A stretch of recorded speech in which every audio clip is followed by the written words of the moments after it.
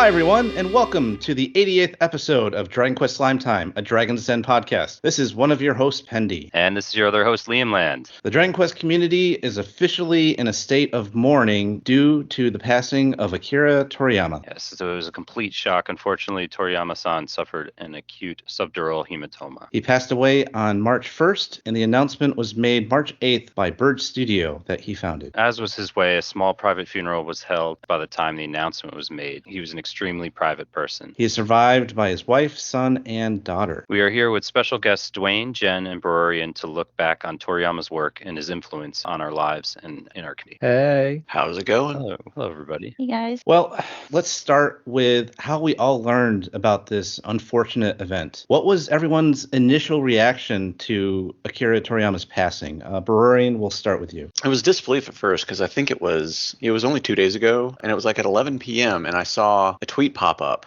And I go, yeah, no way. Like, I don't believe it. So I started Googling around and nobody had any info on it because I think it was just that fresh because it was from, I think, Toriyama Studios' official Twitter or one of the official Twitters that deals with Dragon Ball in some capacity.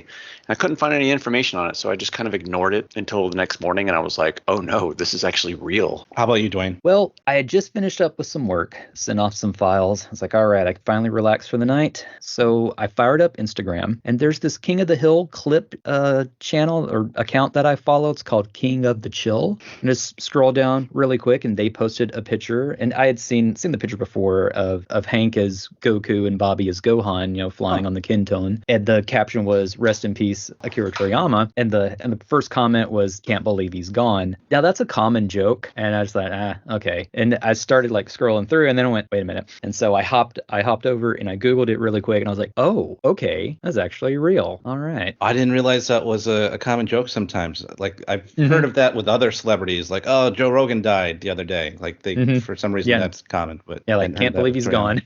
Damn.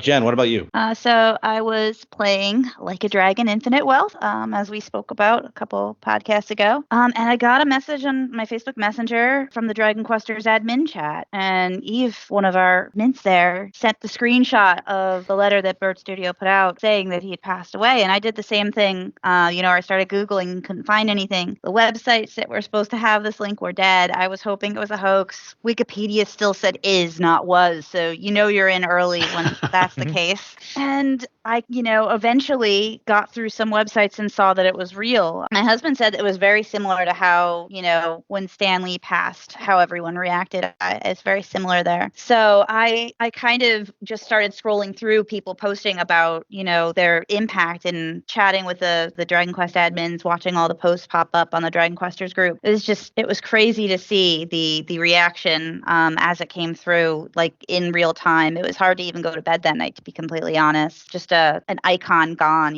Yeah, definitely. And Liam, you were in country. What was that like? Yeah, I mean, I'm on New York time, so it kind of realized it around the same time that you did, except it was around 2 p.m. I woke up and I found out from the Slime Time account, actually, and I knew it was real immediately because I knew you wouldn't joke about that on the Slime Time account. No. So it was just an immediate shock and sadness. I mean, I couldn't sleep anymore. The whole country of Japan is in complete shock. That night, news coverage of Toriyama was on every channel. I texted my friend Tsuyoshi, who's a graphic designer who grew up idolizing Toriyama since he was a small child, and he was just a complete wreck. So, I mean, you also have to think about it that many of us found out that Toriyama, found out about who Toriyama was, maybe like in the late 80s or later through Dragon Ball or Dragon Quest. Japan has had him as a cultural phenomenon for a lot longer, and this just came out of nowhere. So the entire country is mourning right now. I've actually never been so close to seeing such a large cultural shock happen in Japan before. Oh, I bet. I mean, you've got like two major IPs going on. You got Dragon Ball on the manga anime side, and you got Dragon Quest, which is one of their biggest video game series as well. So that's like a double punch to the gut with losing Toriyama like that. I learned it from my wife, actually. She, sent me Facebook message saying like, hey, Toriyama has passed. And I was like, what? That can't be right. No, I was dumbfounded. I couldn't believe it. I was like, and then I looked in the link that she sent me in X and saw that official notification, and I was just in a state of shock. I couldn't believe it. It was very shocking. Yeah. So Toriyama was very famous across the world for much of his manga and anime that was adapted from it. What are your favorite memories from his work? How about you, Bururian? Oh, for me, definitely. One of my favorite memories is I'm a big Dr. Slump fan. I may have heard of Dragon Ball first, but reading a Dragon Ball website way back in the day. I don't know if anybody remembers this one, planetnamek.com. Mm-hmm. I think they had an interview with Toriyama on it, and he was talking about Dr. Slump at some point. So I went and I checked it out, and I started reading scanlations back in the day, because I don't think we even got Dr. Slump released over here until the early 2000s, like 2004, 2005. About that, yeah. Yeah, and I was reading probably scanlations online in the late 90s for it. And in one of the volumes, there was, if you don't know Dr. Slump, it's a gag manga from start to finish. It's very episodic from chapter to chapter. So, there's overarching themes and story arcs and stuff like that. But first and foremost, it's a comedy manga. And in one of the chapters, it was a single panel, but it was a Tron reference. And I was like, a Tron reference in a mid to late 80s Japanese gag manga for one of my favorite movies was just like, this is perfect. This is fantastic. How about you, Jen? So I think the first time I recognized Toriyama's artwork was watching my brother play through Chrono Trigger and seeing the character design, because the Dragon Warrior games weren't using his art at the time. 1 through 4 didn't use his art. We didn't have the kind of emulation, that some people I know were getting 5 and 6 when they came, but we didn't have that technology in my house.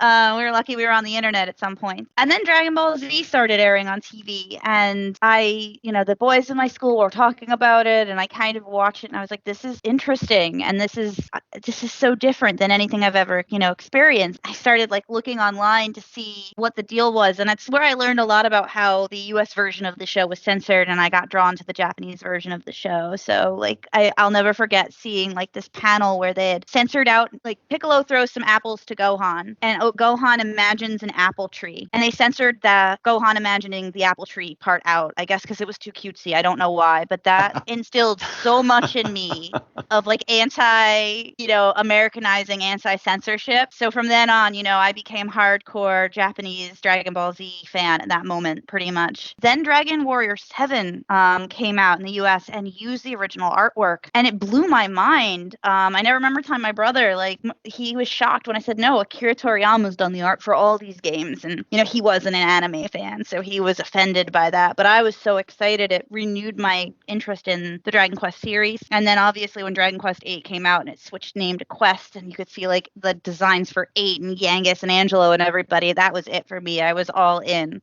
Yeah, that's something I really didn't fully appreciate, because the monster designs would have been Toriyama, but in the US, the production art and all of the marketing materials were some completely different artists. So that's interesting. Yeah, the very first Dragon Warrior Dragon Quest game in the US to feature his art would have been 7. That's actually mind-boggling.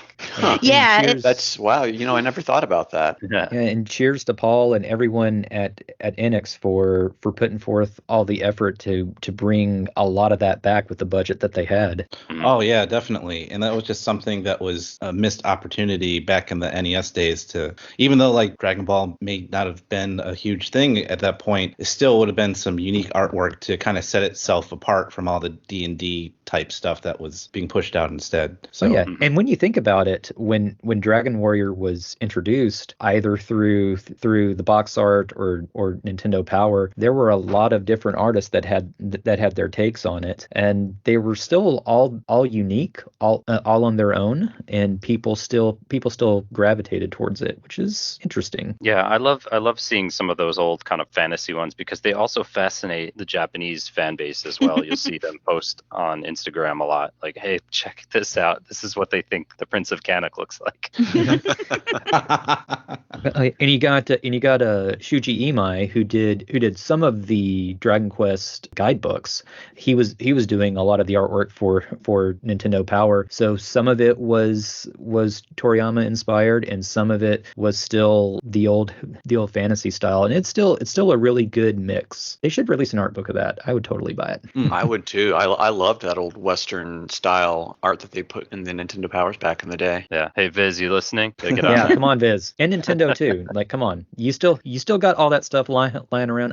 I know you do. Actually, hold on just a second. Art of Nintendo Power guy, if you're listening, could you kind of like get your contacts rolling a little bit? Maybe we can find some more of this stuff. That'd be super cool. and maybe find whoever is hoarding that localized version of Dragon Quest VI as Dragon Warrior 5.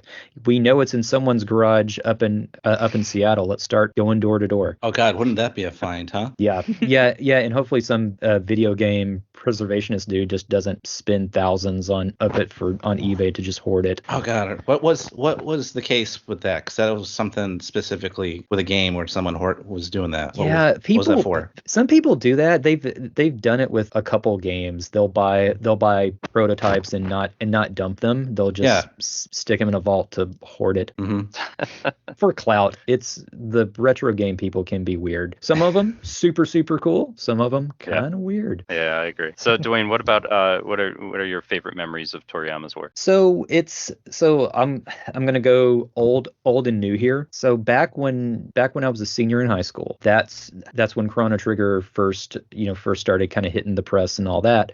And I was like, that late era SNES was when games really started coming into their own and having really just even more impressive graphics and their own art direction. And when Chrono Trigger when first started seeing those images, I'm like, okay, there's something different about this. There's something special about this. And so I was just kind of dig into every single article that I saw. I'm like, I like this. And then I realized because back then manga and anime was becoming more and more popular, so a lot of the magazines started showcasing more Japanese games. So back then you would see the same screenshot of Dragon Quest V, which is the battle screen. That's pretty much it. But then news of Dragon Quest VI started coming out, and it was the same artist. I'm like, oh sweet, that's cool. Oh wait a minute, you mean I've been enjoying this artist for years and didn't even know it? All right, that's pretty cool. So that's when I started. And back then, if you wanted to use the internet, you had to go to the library at the community college. So I always knew of Dragon Ball, but back then it was through Chrono Trigger and then Dragon Quest, which started introducing me to Dragon Ball. And this is like Dragon Ball had just wrapped up, so there was a ton of his original artwork out there to dig into. But something that I've always enjoyed, and I'll talk about getting stuff for the shrine and all that later, but I always really enjoyed finding new pieces of Toriyama artwork that was outside of Dragon Ball, Dragon Quest, or anything else, because he never had his own social media. So you had to kind of find things here and there. He drew the mascot for some art school in Japan, and it's giant, and it's featured on the window of their school. It's a hippo. Huh. So I was like, oh, that's cool. And there's a band that he was a fan of, and he drew all of the members of the band.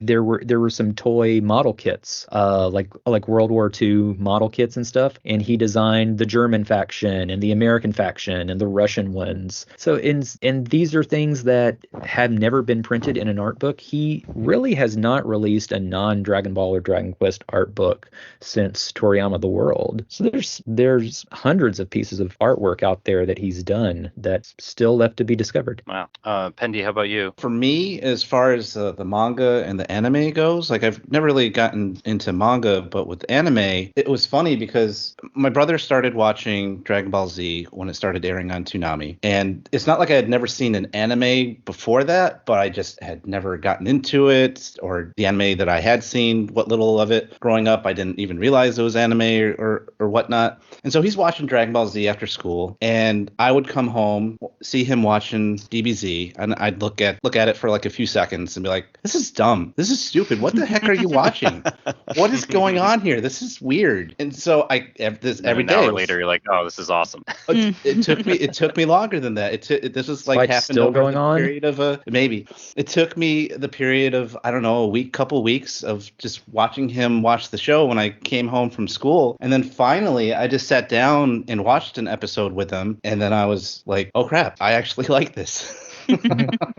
I've been mocking it this whole time, and now I've watched an episode and I'm hooked. It really depends on how it hits, because the show itself, so much of it was done just to drag out and keep the time slots, all that. But when it's meant to be fast action, like how Toriyama originally wrote it, and that's why I think sometimes Dragon Ball works better in movie or TV special form, because you're done in an hour, and you don't have to invest like 2 months in one battle.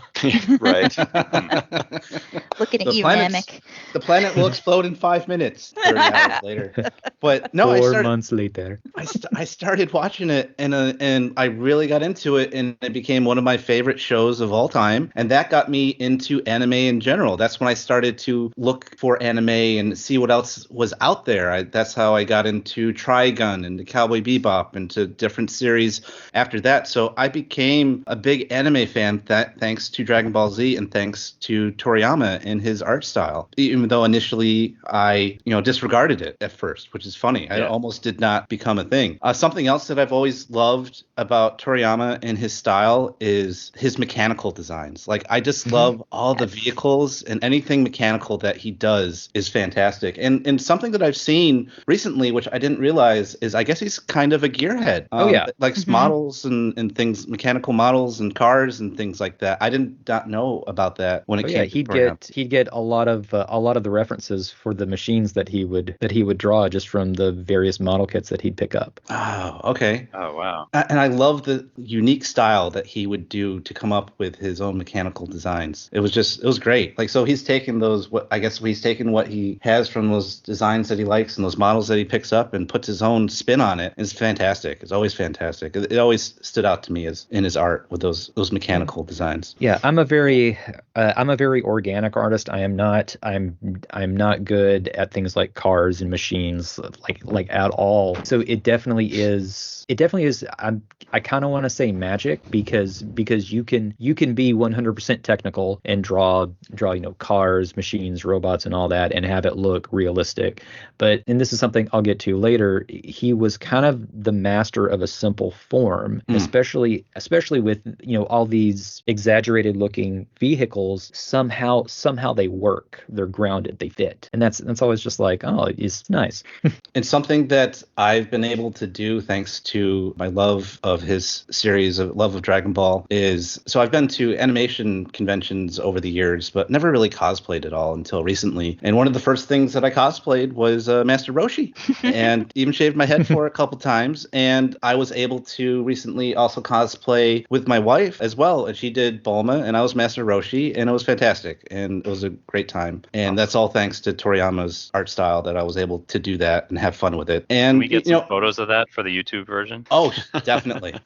Awesome. I'll get that to Woodus for sure. And I love that he came back to Dragon Ball as well. I know not everyone is necessarily a big fan of his newer stuff, but since he took his break and came back and got involved with Super and the movies, especially Broly, like, holy crap, Broly was like awesome. But even though it may not, I don't know exactly how much influence and how much involved he was, but he was there and he was giving out those ideas and whatnot, probably, and I'm sure some designs and lots of other stuff. And I've loved watching his new Dragon Ball stuff as well. So I'm sad that that influence is going away, because he was still highly involved in those new shows and movies. And I'm super sad that that's going to be the end of it in terms of his involvement. Yeah. Yeah, I agree. I did love superheroes. I know a lot of people didn't like Dragon Ball Superheroes, but I loved that movie. I loved it. So I agree with you. I'm with you. I thought it was fantastic. Oh, yeah. So What I was good. saying earlier, when Dragon Ball works best, it is kind of a shorter format when it's lighter and just fast action entertaining. And yeah, like Superhero hit everything with me. And I'm really not a big fan big fan of Super. I haven't liked most of the movies and things like that. So I was like, okay, it felt like more of the original spirit. Yes. I agree with that. It definitely without was feeling more, like a cash in. Right, yeah. And I love that it focused around Piccolo and Gohan as well. That was nice that they did that. Gaslighting Gohan.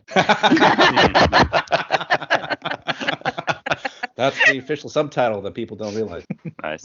Pendy, did you know when DBZ started airing on Toonami? Oh God, back in my day, 98? Gotta be, yeah, it's gotta be the late I think it was 90s. late Late 90s, 90s. yeah. Okay. Yeah, all like right, so 97, 98, because the Ocean dub came out first, and they had the Ocean dub at first, Yes, right? it was until midway into the Frieza arc, they had the Ocean dub, which I prefer so much more, or than the was it Funimation dub that came afterwards, because all those people in Funimation were doing that for basically the first time, and you could tell. But yeah, it was. I prefer Ocean, no Dragon Ball dubs. Yeah, same. I'm same. that Although guy. Scott McNeil as Piccolo hit different, so that is why I like the Ocean dub if I have to pick yeah. one. But Yeah. Yeah, it's like I started like Peter with Kellerman? subs. Like I started with subs, and I'm sorry, Sean Schimmel. I prefer the original voice of Goku, because Same. he sounds more naive, he sounds more childlike, and I just like that better. I like how Piccolo and Vegeta especially, they sound more proud, where in the dubs they sound gruff. It's the same actor doing them, right? Because so like it sounds too similar to me, and that's something that I've never really gotten over in all these years. It's also late 90s anime dubs were a bit rough. Right. I remember Ranma 1/2 being pretty atrocious. Yeah, very That's hit and a miss. bad one. Yeah, Very it got better. It got better Yes. in the end, but Bebop was really the first great dub. Yes, Yeah. and even the people at Funimation got better too. I would argue that the stuff that they do now for the modern Dragon Ball dubs are great, and it's a lot of the same actors, and I think those actors have really evolved their style and have gotten so much better at what they do than when they first started. But yeah, you were speaking about the original Vegeta from the Ocean dub. So I was able to meet him recently. Brian Drummond is his name, and that's one of the reasons I wanted to meet him, was not because of his work on Vegeta, but because he worked on Dai, the dub for Dai. He was Flazard and Hadlar and some other voices. So doing that was fantastic to be able to meet him. But yeah, he was he was the original Vegeta, and actually would go on to do it later on, because the Ocean dub would come in later and do like the version for Canada and the UK and other markets. So they also brought him back, I guess, in Super when Vegeta gets like cloned. They brought him to play the clone version of Vegeta. They so did. I thought That was was really great. cool. That's cute. So one of the things that I've noticed, just based on what we were talking about in Toriyama's, how we came to know him in his work, the common theme seems to be, sorry, we can edit this out. I'm trying to get my thoughts here. I got you. It's 5:40 in the morning. That's okay. We'll just stare at you intensely until you can figure it out. Or No I'll pressure. put in the Monty Python do do do do do.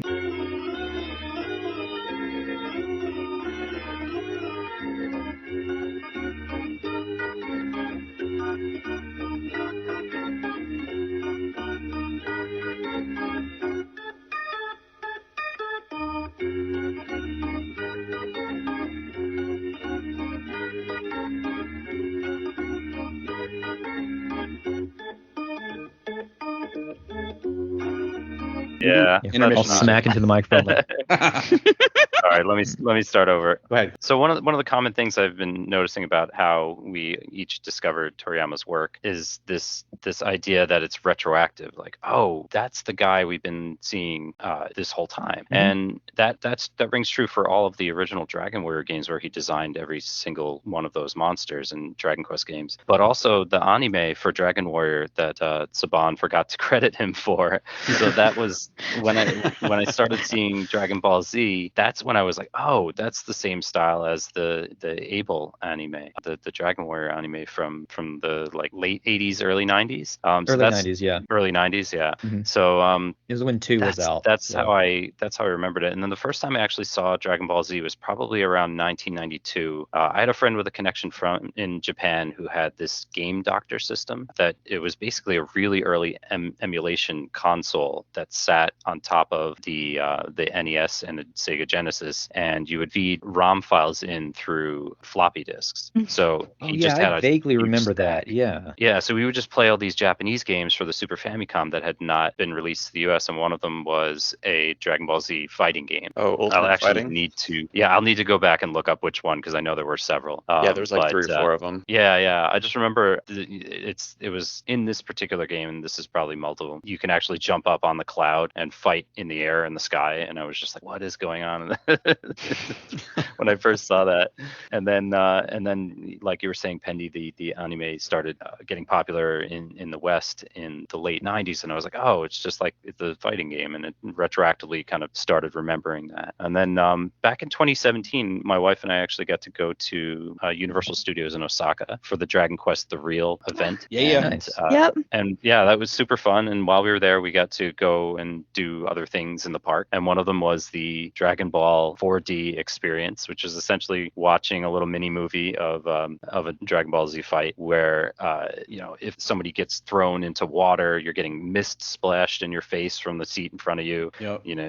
Okay, so like Star Tours, but Dragon Ball. Yeah, exactly. And then you feel like the fire coming out. You can feel like the heat from it and everything. And the chair is shaking when something explosions happen and everything. So it was a lot of fun and interesting experience. I have a sad story about that. I also got to see Dragon Quest The Real as well in Universal in Osaka, and that I think that the Dragon Ball one was like right next to it, right? Or like right in the same area. Yeah, it was really close. I ended up I was there with my now ex-wife, and we did it together, and then I wanted to do it again. I was like, I want to do this again, and she's like, okay, you can go ahead and do it by yourself. I'm going to go out and do something else. And I was like, yeah, I'm going to do this a second time. But then I didn't realize that the Dragon Ball attraction closed early, and so by the time I was done with Dragon Quest The Real for the second time, I went to go do the Dragon Ball Z one, and it was shut down for the day. Oh. So I didn't get to do it. Oh, bummer. I know, it was so sad. You didn't hide behind a trash can or something and camp out until it opened the next morning?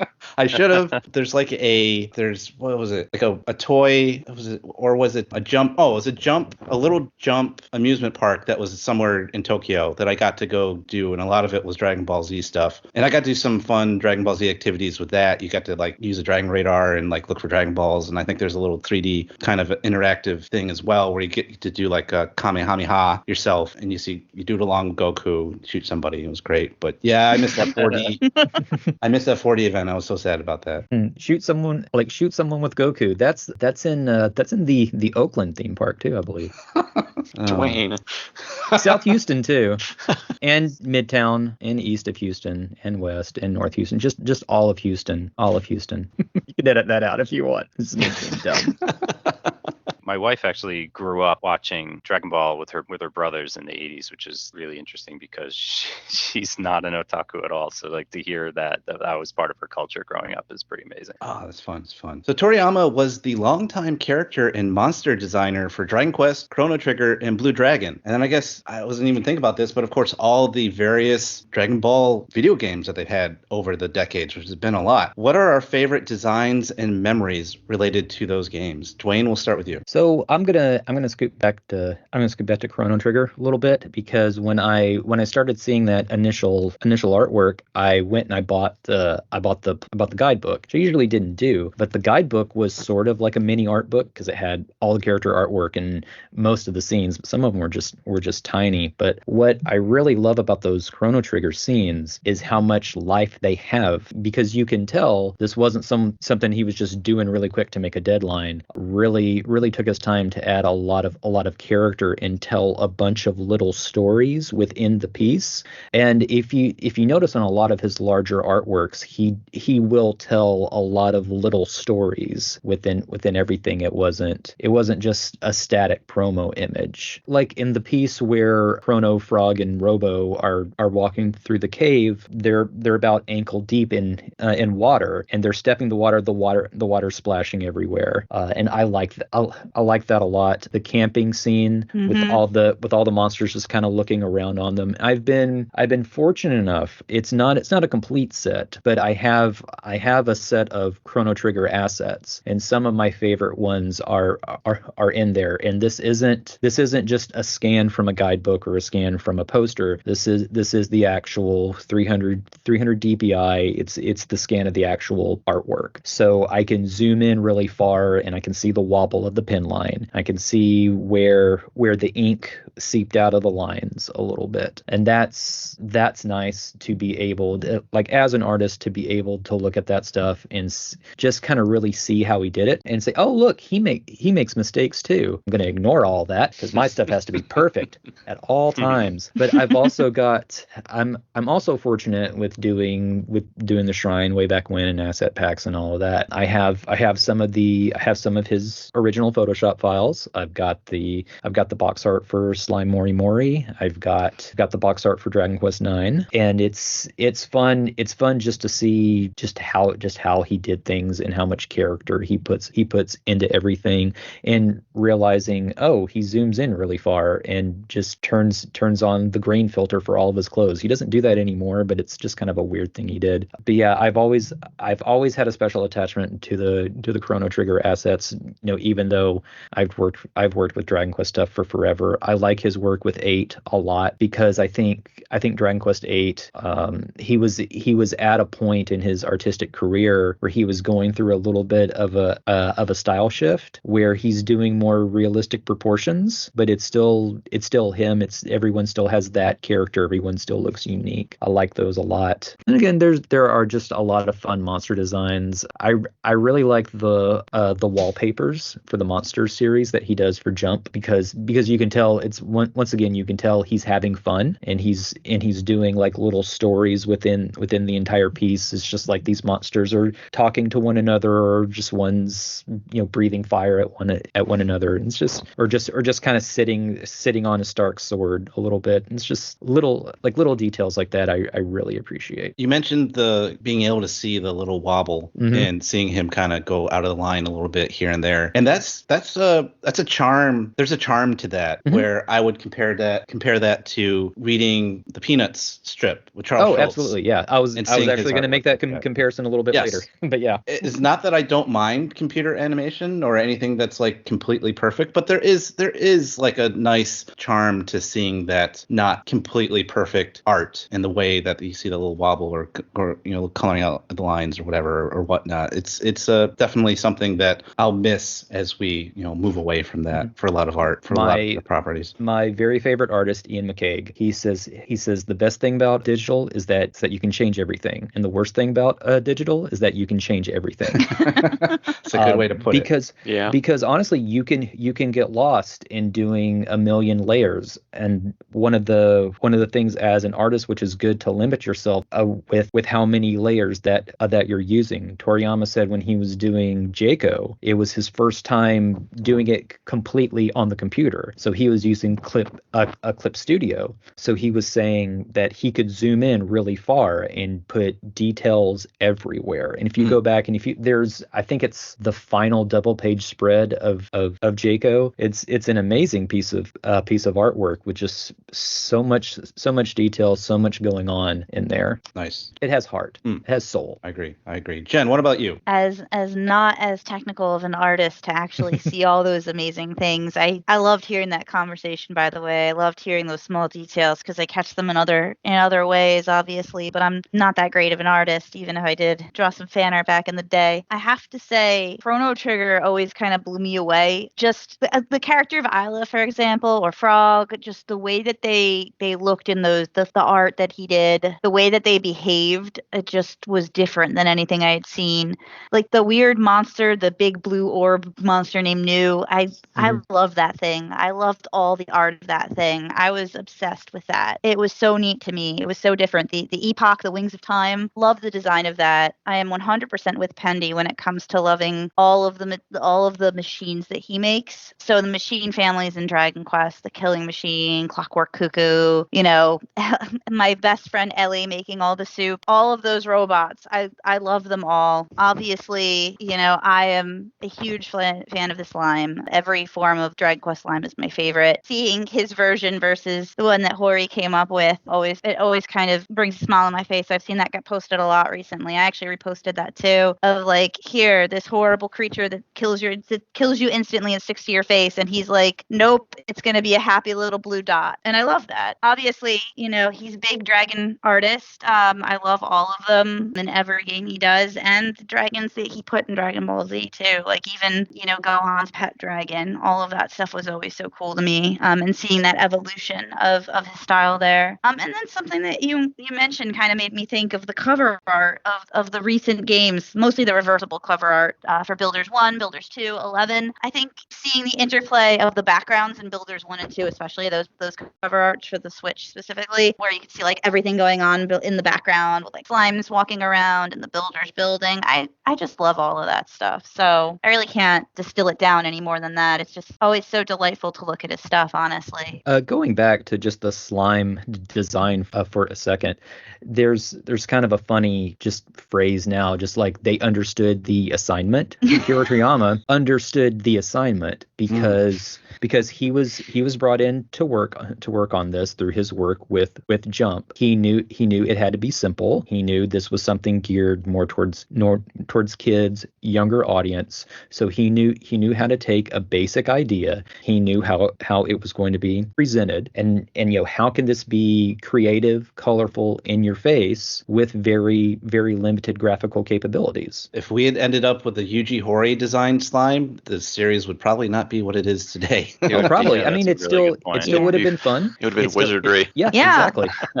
It wouldn't have had the charm. That's for sure. No. Precisely. And I mean, think about the 8-bit version of that slime that stared at you in the face when you first turned that game on. Like, nothing could beat that when you go back to it in terms of just longevity. So. Oh yeah. Think about how Dragon Quest 1 looks without the monster art for a second, because when they converted it to Dragon Warrior, they updated the graphics significantly. Mm-hmm. Yes. Mm-hmm. Yeah, including the character sprite. Yes. So the yeah. return. So Yes. that man sold that series. Yeah. If it had been like a crap game, I'm sure it would have been one of those flash in the pan games that like looked pretty but played but it didn't play well. So but yeah, he definitely they were part of a team and everything worked out for the best. Nice. What about you, Bururian? Specifically of Dragon Quest designs, I've always been a very big fan of his like material family designs, like goodie bags, mimics, golems, and the like. It kind of connects back to what Dwaine said earlier about how he can take complex mechanical designs and make them look simple and good and just work. And that's how I feel it is with the material family stuff, like the goodie bag. Like, I don't know what it is when I look at a goodie bag, a laughing bag, that whole line of enemy, but it is by long and far my favorite, just because of it. He's happy and devious at the same time. Yes. And part of that charm too, and I'm going to praise Arte Piazza even more than I usually do, because again, static image, and a lot of Japanese and anime artists are very concerned with staying on model. Arte Piazza does not do that. They stretch and they squish, they emote, they actually animate their static image. And when the goodie bags attack, they have just the circle of the jewels that attack, and they squish and they jump and they grin, and they put an already very great design. They put so much life and character into it. Yes, and not only with Dragon Quest, but you can see what they did recently with the Super Mario RPG remake, which they did such a fantastic job with that, updating. I haven't played that. Everything. I'm mad because they took out the really nice text window and put boring bank gothic bold in there for the text. It's a weird graphic design thing, I know, but man, that original font was so much better. That's a very like bad thing that's been happening to old RPGs that get remade. Is they get modern font despite them trying to go for classic aesthetics and the design. Yeah, and I hate bank gothic Euro style. It's every newscast, car commercial. It's every other movie poster. We have thousands of fonts. Use them. I have 5,000 fonts. I use them. Oh yeah, like the Final Fantasy fonts for the remasters. But going back to the material family, goodie bags, mimics, and golems, like that's like a living bag of stuff. You've got a treasure chest that's got teeth, and you got pile of rocks, and he brought life to those and so much charm in every one of those different monsters, and it's fantastic. So I agree, Brian. I love it. And then, Jin's already touched on this, but I love the design of the new from Chrono Trigger. I have always loved it. The way that it emotes in Chrono Trigger itself. I've only seen it a couple of times, but that short that they did for Chrono Trigger. Oh, where yeah, it was the OVA. The OVA where it was the new and another creature. Mm-hmm. Yeah, it was the robot Gonzalez, which was its original name. It was a Gato in the localization. Yeah, that's right. Gato. Yeah, I like how the actual song, like the lyrics matched in my head. So I was like, oh, cool. I'm not crazy after all. and then finally, like one more design that I just absolutely love, and this one's going back to Dr. Slump. Is it's a pair of characters, and they are recurring characters throughout the entirety of the manga, and they are these two squat alien guys that are just like Mike Wazowski sized, and they've got two of the classic Toriyama tentacles on their heads, and one of them's the kind of the comedy guy, the other one's the straight man, and they've crash landed on Earth, and they spend the entirety of the manga trying to get off the planet. But I love that design because it's very classic, it's very simple, and when you look at it, you would know immediately who drew it. Oh, and that reminds me of the article that just got posted on the Discord about how the way that Mario runs was inspired by the way that Ariel runs from Dr. Slump. You mean Arale? It's Arale. Thank you. I have to mess up at least one name during. Oh, sure, yeah. We'll call it the Incha run. But yeah, I thought that was fascinating. I was like, oh, I didn't know that. That's awesome. There's so many different ways that he's influenced the community in anime and video games that we're not even aware of. He's got tons of designs that are in Dr. Slump that have kind of seeped into everything else he has done. So if you go and read Dr. Slump for the first time, you'll see stuff and you'll go, oh, that looks familiar. That looks like this from that, and that from this other thing. And I'll spend the rest of the podcast pumping Dr. Slump. Go read it. Yeah. Nice. There's nothing when you have a lot of work and not a lot of time to do it. There's nothing wrong with having just kind of like a go-to shape or a go-to kind of certain number of looks if it fits what you're going to be working on. Oh yeah, no, like Toriyama is very like when he does his alien designs, you kind of can recognize him when he does those kind of rounded shell carapaces for a lot of his alien designs. That is very iconic, and once again, exactly what that is when you see it. Oh yeah, it's he has a very wide variety of character designs, but he does kind of have he has a well that he draws from versus someone like Oda, who's just going to randomly draw something and then put this elaborate backstory, which is why Jump's going to kill Oda before he finishes that series. It's all over the place. Mm-hmm. Liam, what about you? Well, we mentioned slimes. I also love Drakies. The Killing Machine, I love to see how that evolved, because if you look at the early versions of it in Dragon Warrior 2, it really changed significantly as the series went on, and it was just great to see that evolution. My very first anime that I'd ever seen growing up was Voltron, so I also love Mumbo Jumbo and Democrobot, those kind of variations in Dragon Quest VIII, where it's 4 silly looking characters that all just combine into make this like one giant creature. And of course my favorite is anything that's kind of humorous. We touched on mimics. I love the different variations of that. Like there's the pot version, the Earn Expected. There's I saw recently a chest. So when you open up a chest, and I think this was in one of the mobile games, they had a mimic version of a chest. So that or a cabinet basically when you open it up. So in Dragon Quest X to unlock one of the vocations that you can play as, you go and you talk to basically a mimic armoire to pick the quest up. Yes, that's awesome. So I know we're eventually hopefully going to get a mimic toilet, but we'll see. I mean, make your own. Yeah. oh, you mean in the games? Oh, yes. Okay. All right.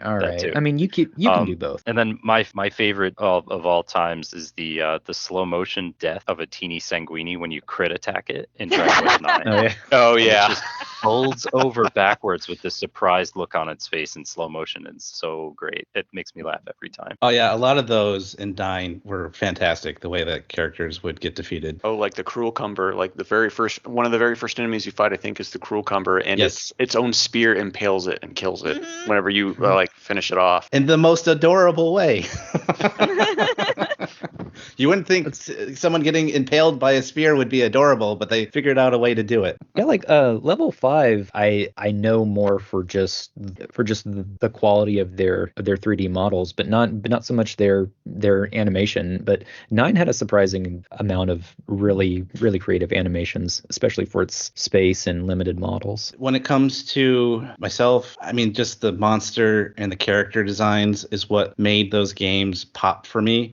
I played Dragon Warrior 1 on the NES. My parents randomly got it for me when they got me an NES, and I remember enjoying it, but I wasn't really like super hooked on the series at that point. But when Dragon Warrior 2 came out, and that was one I didn't own, my friend down the street owned that one. I was able to borrow it after they beat it. That's when the whole series just started to blow my mind. Like, you had this grand adventure, multiple characters, you had a ship, you're going everywhere. Like, and just the character designs and the monster designs especially. I mean, you got like in the first game, in many of the games, you've got like especially in Dragon Warrior 1, you've got that first slime encounter, right? You got this little blue slime. Like, who is this little guy? Oh, he's so cute. And, oh my God, he's killing me. What's going on? I'm dying. Oh, there's a red one and they're stronger? No. I'm dead. I remember dying a few times the first time I was trying that game because you were so weak. And what, you got like a copper sword or like a bamboo pole or a cypress stick trying to beat slime with a stick. Like, you get the copper, you get the cypress stick or the copper sword. Don't waste money on the bamboo pole. Yeah, I think it's not poor. It's poor form to go without that sword, man. Like, you don't know what you're doing. No. I was fourth grade, fifth grade when I first played Dragon Warrior 1, I think. So I didn't know what I was doing. That was I was getting killed by the cute little slimes left and right. It's possible the slimes are the most rich of all the monsters because they're the ones killing the early adventurers and taking half their gold. That's true. Killing the most of them.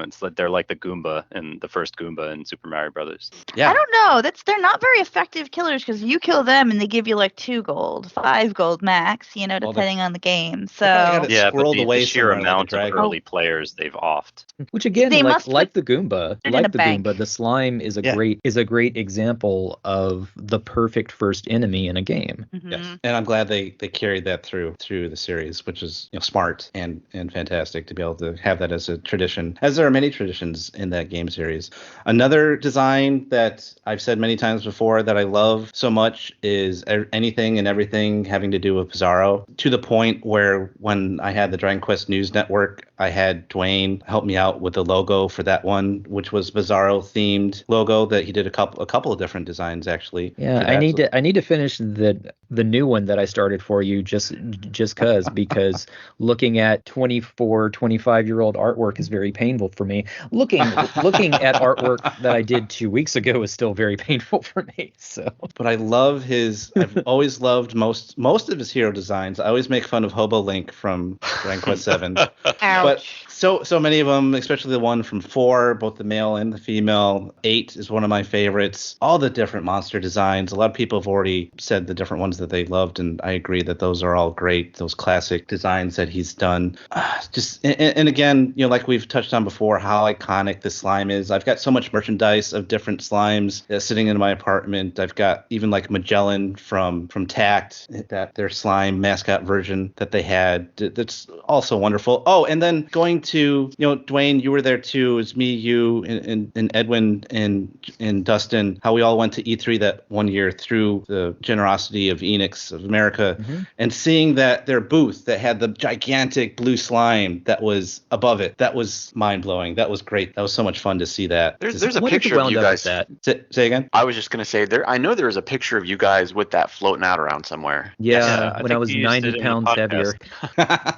That's like 90 pounds heavier than I am now. I'm just like, no. Oh yeah, but I got a picture of the 4 of us and hanging out with the Enix people there, and I've got a picture of the booth with the big slime over top of it. So I'll definitely have to put that in the YouTube version of this as well. I'll give that to Woodis. But yeah, that was so cool being able to see that. Can you Photoshop a version of Thin Me, the version that I am now, over me, please? Don't color correct the adjustment. Don't adjust just the lighting. Just Well, worked very hard to get to this point. Oh, and I had a really crappy digital camera at the time. That was 2001-ish, I want to say. Yep. So it will look Yeah, it will pop out even more because it's a little fuzzy. So it will be horrible. It will be absolutely horrible. It won't even look close to being the actual Dwaine in there. Putting in the new Dwaine. I can't think of that E3 without thinking of the history of video games booth that was in the hallway between the halls. It's just like the history of video games, and it had like two girls in pink underwear, like no reason. oh yeah, that was back in the day before I think they banned booth babes. Oh yes, very much. Oh man. And then this is something that I was able to share with Liam, both of us being able to go to Dragon Quest Island. He brought along his son, and I was there with my wife, my second wife. But yes, they go into Dragon Quest Island, and something that obviously would not exist had not Dragon Quest taken off because of a bit in large part to Toriyama's designs, and to be able to have that interactive experience was just phenomenal. That was a really incredible time. Yes. Yeah, that looks super fun. Yeah. And it was Pizarro themed too, because they had switched it from Dragon Quest 3 themed to Dragon Quest 4. So my favorite character, big and loud, there you go. He's the guy that's going to be involved with this theme park, and it was so much fun. We got the hooded version of his artwork from that. Yeah, that's right. Was that because Monsters was coming out soon? Because I know 3 kind of pretty much has the lock on Japan as being everyone's favorite. I don't know, but when they announced the island, it was nowhere near the announcement towards Monsters, but Monsters was kind of a surprise drop. They were just like, oh hey, by the way, we've been working on the Monsters for like forever now, and we're gonna have it out in 6 months. We kind of forgot about this. Here you go. Yeah, so who knows? Maybe there is a connection to that. I don't know. I mean, it's a different Pizarro. Like, has nothing to do with the Dark Prince storyline whatsoever. It's more connected to the original 4. But yeah, it's definitely okay. Once again, I own it. I have not played it yet. By the way, everybody, the game is not being scalped. Just go to Walmart. I've been to several Walmarts. They have plenty of them there. You'll be okay. Oh, good. Yeah, because I saw a lot about that they supposedly there was a big shortage on the physical copy, and it was really hard to find. Oh, I assure you there is not. Okay. And if not, everyone, if you're having problems finding with them, contact me. I will go to the many Walmarts that are all around town, and I will buy them all and send them to you. You think he's joking, but I've seen you do this. Yeah, I'll do it. I'll do it. The post office hates me. Like, oh no, it's him again. And then with other characters, sometimes people accuse Toriyama of having same face a lot, and I think it's probably more with the male character. It comes across more of the male characters than the female characters. Female characters, whether it was designed by him or inspired by him, because I don't know if he's done single one of these, but I love his style for female characters, whether it's Bulma from Dragon Ball, especially early designs for her, or whether it's Jessica or Jade or Florette or Deborah, Maya, Mina, like all those female designs over the decades have been fantastic. I've always enjoyed those. Those have been great. And then going back to Chrono Trigger. Chrono Trigger is one of my favorite games of all time. I loved the designs there. And that was going back to what we were talking about, where we didn't realize that he was connected with all these different properties. Like, I didn't know that Chrono Trigger at first was a Toriyama thing, or that he was connected to Dragon Quest. But then, like, eventually I was like, oh my God, this guy is Chrono Trigger, Dragon Quest, and Dragon Ball. And making that connection just blew my mind. It was like, all of these things are Toriyama, and that was just amazing. So did you play Chrono Trigger? And I guess this could be a question for anybody, but did you play Chrono Trigger like on the Super Nintendo originally, or did you come into it when it was introduced on the PS1 and they added in all those extra animated cutscenes? Oh, it was Super Nintendo for me. I played it. I was able to play it back in the day, so I had no idea. I remember getting the ending where you meet all the creators. I'm like, oh hey, here you go. I didn't know. I'm speaking to Toriyama. I was like, oh okay, to some guy named Toriyama. I don't know who you are. I appreciated the intros of the PlayStation version at the time. I never bought the PlayStation version because of the atrocious and frankly unacceptable loading times just to access the subscreen. It's terrible. Yeah. It's terrible. Yeah, but the DS version is nice. So I still prefer the original. I like the DS version because there's a little bit of extra content in it. The original obviously holds the biggest place in my heart, though. I mean, agreed. Yeah. And I've played all the versions. Yeah, same. Yeah. So, Dwaine, this is specific specifically for you, how would you say Yes. Toriyama's art has evolved over the decades? So what Pendy was saying earlier when they accused Toriyama of having same face, something that always kind of gets to me is when they say all of his artwork looks the same. A really great way to piss me off is to post that edit that's actually Gohan of like pointing towards himself, and it's all the different Dragon Quest heroes. Like, no, I will pimp slap you. Stop that. So as an artist, it must be incredibly frustrating to have your entire artistic life defined by a 10-year window. So a lot of and in that 10-year window, this was a man who was producing a 20 plus page comic weekly. On top of that, was doing his own side comics and designs for other games and stuff for Jump.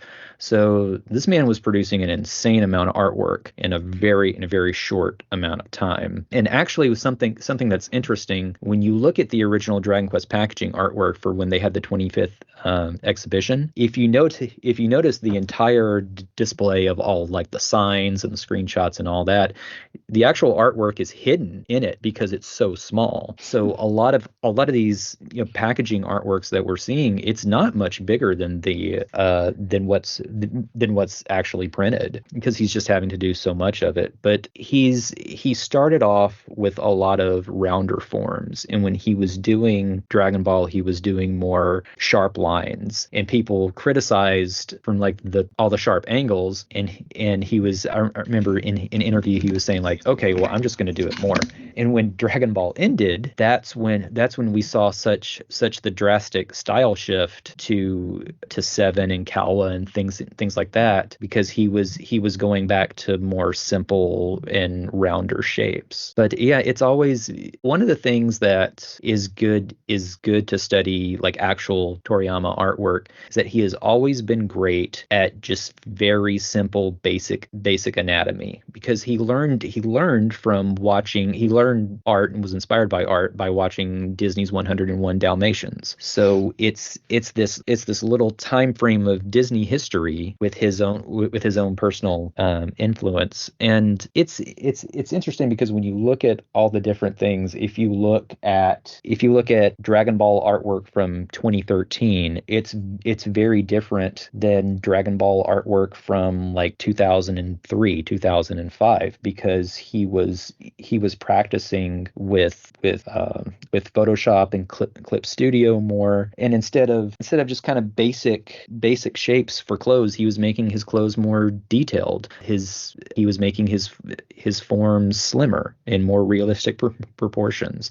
So I think in the past 20 years he's gotten even better, and we get much more variety than we've seen during the Dragon Ball era. Nice. Well, that initial Dragon Ball era. Mm-hmm. So, and related to that, does anyone have any of his art books? Bururian, we'll start with you. I only have one art book, and that's the Dragon Quest illustration that Viz officially put out a few years back.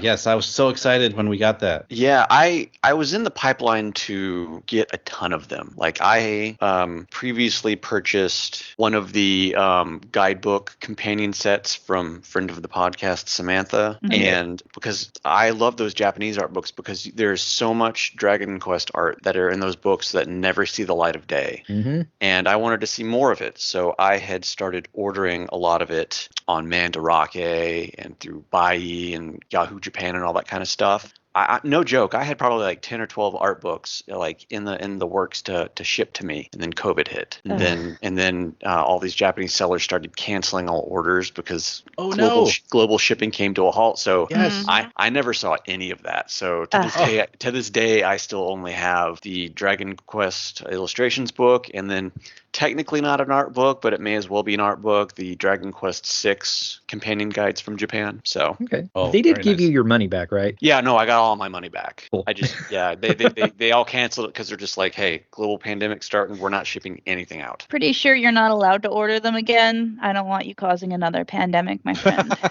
I'll do it. I'm gonna have Is it to worth it though? conscript one of you to do it for me then. Okay, I'll start the other pandemic. Oh God. Dwayne, what about you? I'm doing it right this time.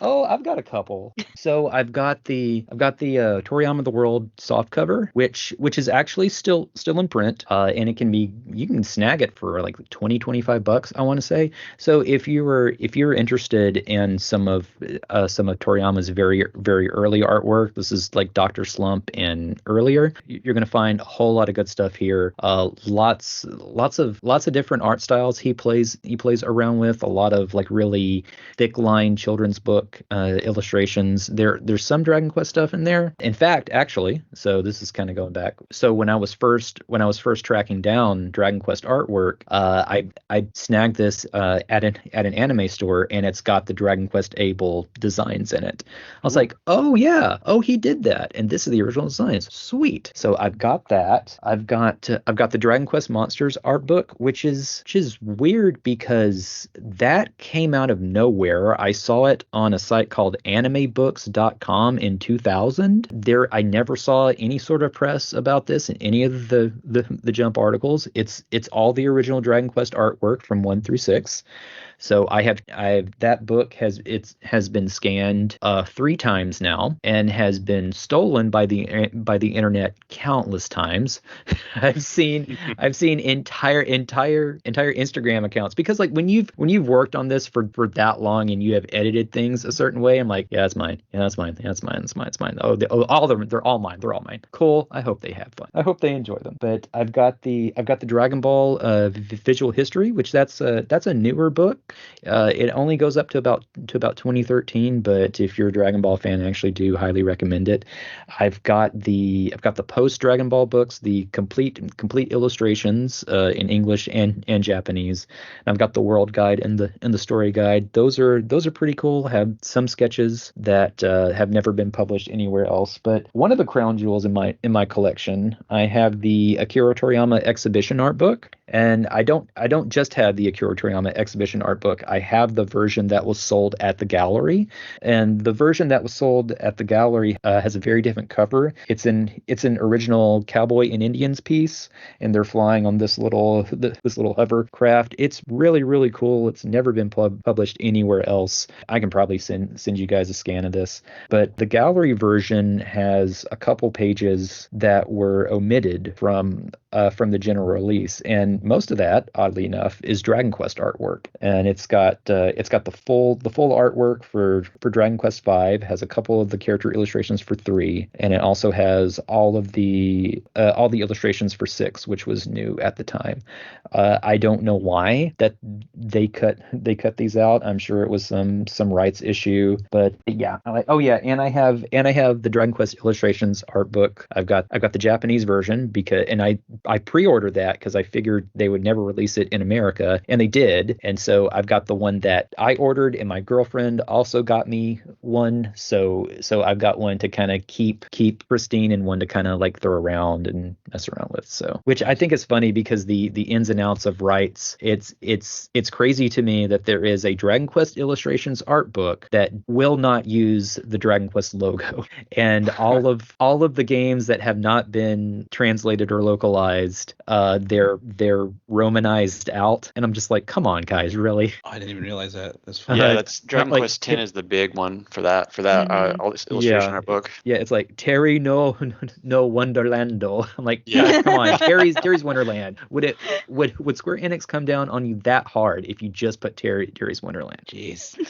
Yeah, but I've got a bunch of jump specials and things like that, and I've got a couple of the children's books he did. Toshio the Angel. That's actually really nice. It gets a lot of criticism for looking like Boo, but that's when he's using his children's book style. I've always kind of liked that. He uses that thick, solid line and a lot of solid color fills, but just a lot of just really good form and line work when he's using that style. Oh, and how did you get his Photoshop files? You mentioned that earlier. Yes. How you came across that? Some of them have been through working with the Shrine. Some of them have been through asset packs. So the the U.S. asset packs have usually have been okay. The European asset packs have been way better. For some reason, Europe will spend the money and get as much artwork as possible. My Dragon Quest IX European asset pack, that thing is a dream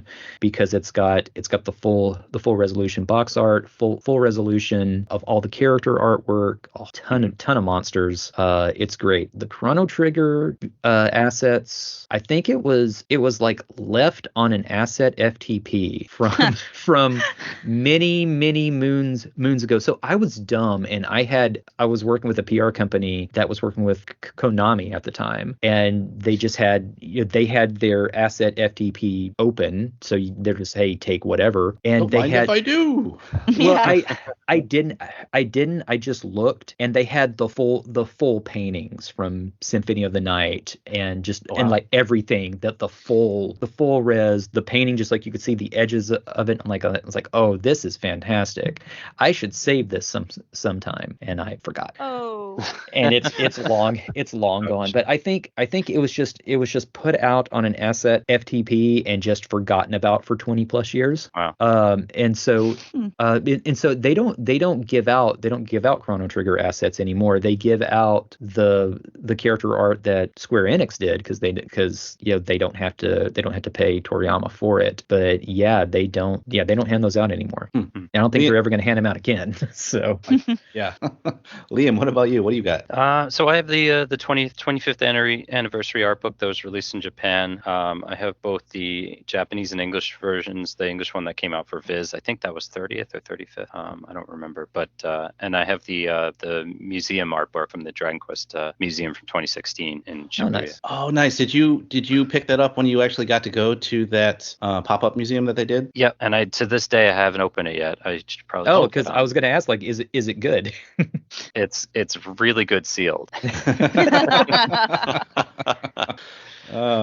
Jen, what do you have? I have the American version of the Illustrations 30th anniversary book. I have the 25th anniversary Monster Encyclopedia. I very well may have 2 copies of the Monster Encyclopedia, actually. I think it was gifted to me like for a birthday and then the next Christmas. I think I have 2 of those. Oh yeah, I've got that. I was kind of let down by that. It's still for sale in Japan. I saw it a couple of years ago at Yodobashi Akiba. Yeah. Like it's nice, but the artwork was way smaller than I thought it would be. Yes, I also agree that it was a little bit smaller, but the book it's so hefty that it's still a really nice piece. I still really like it. And then just a weird thing, I did collect the US run of Shonen Jump for the first couple years of it, so I am sitting on quite a bit of just Dragon Ball Z manga that, like, when they had done the US run of Shonen Jump in the early 2000s, I was collecting those for a bit. Yeah, it was the 6th issue that has a really nice Dragon Quest article in it. Oh, I believe so. Somewhere around there, though. I remember seeing it and getting really geeky excited for it. So yeah, that brings it all back. Oh, that's amazing. I had a lot of friends in high school, clearly.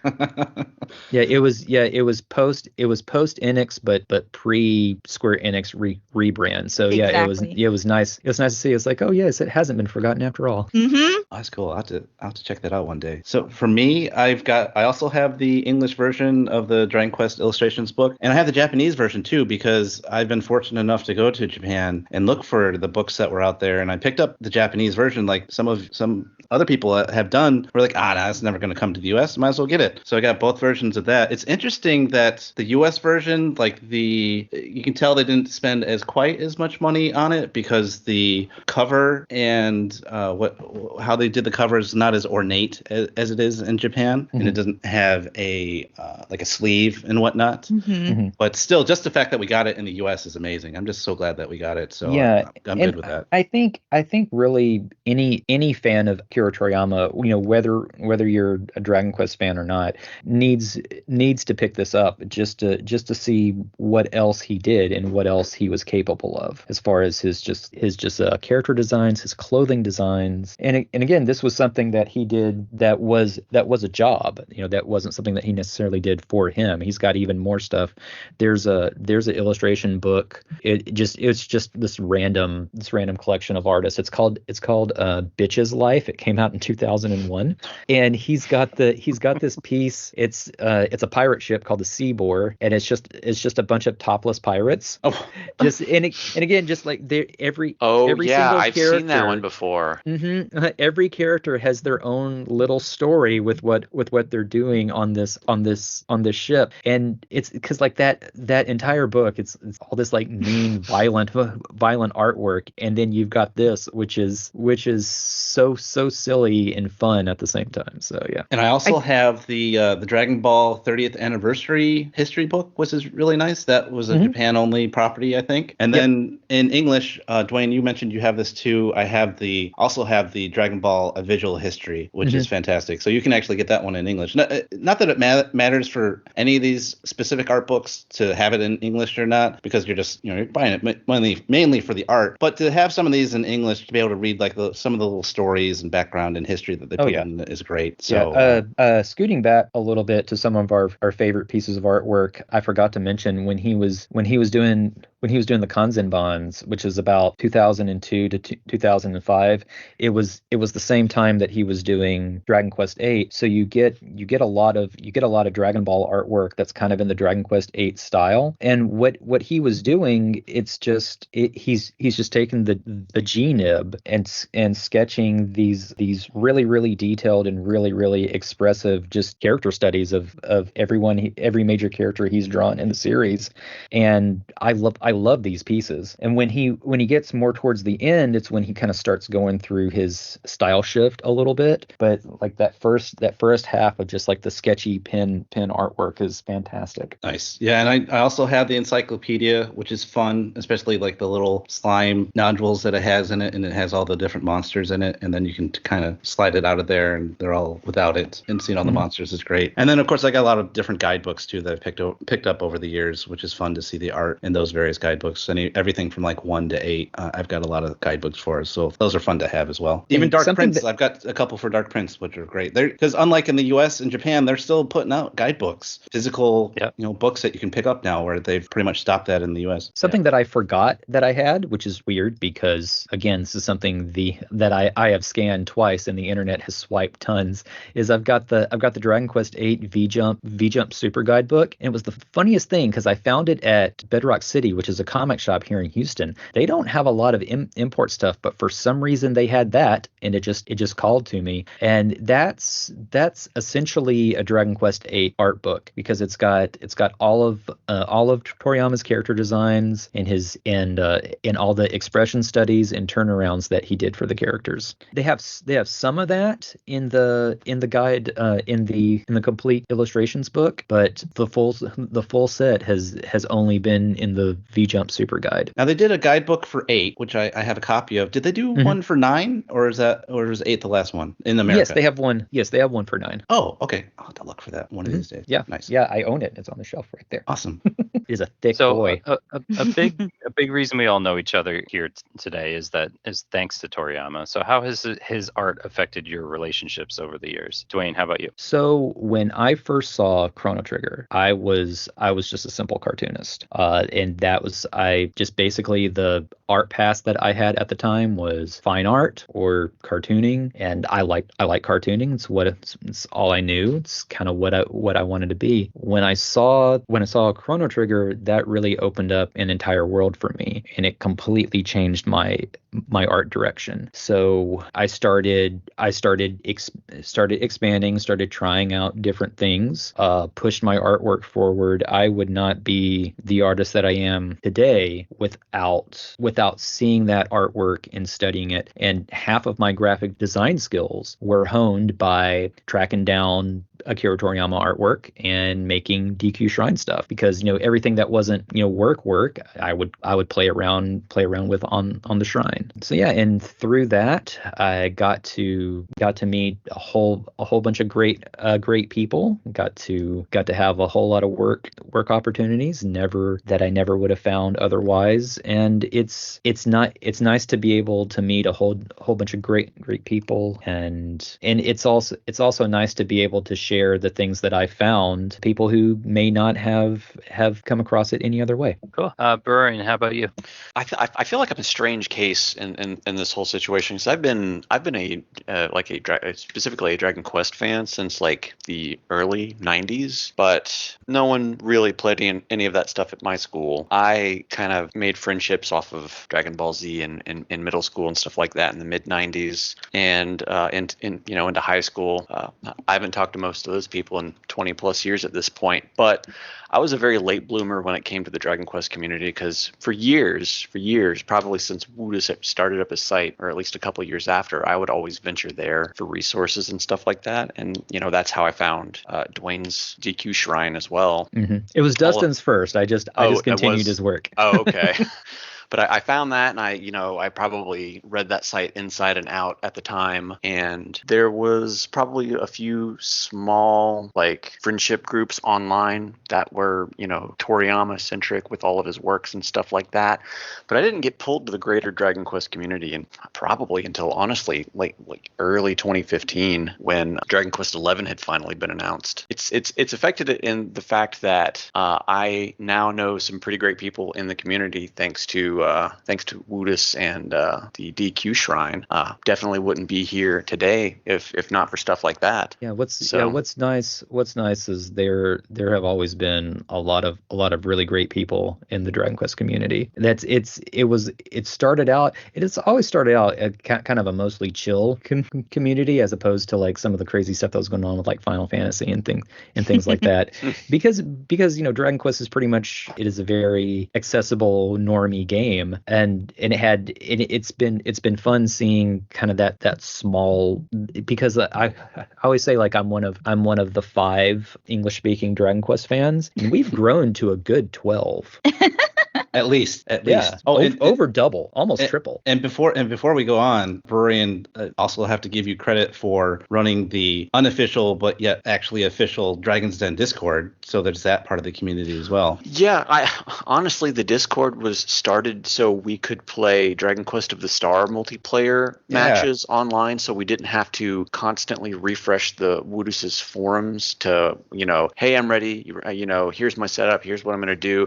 We would just jump on the Discord, and it wasn't even the first Discord. There was another user on the forums that had a Discord first, and a bunch of us were playing it. And then, like, one day he just deleted it and just went incommunicado, and I never heard from that guy again. And so I was just like, you know what? I'll just start one up and we'll do it. And I think the game died within a year of me opening up the Discord. But in just 3 months, the Discord will be like 4 years old, and we've got probably about 200 active users on a daily basis in the Discord. Very nice. Oh yeah.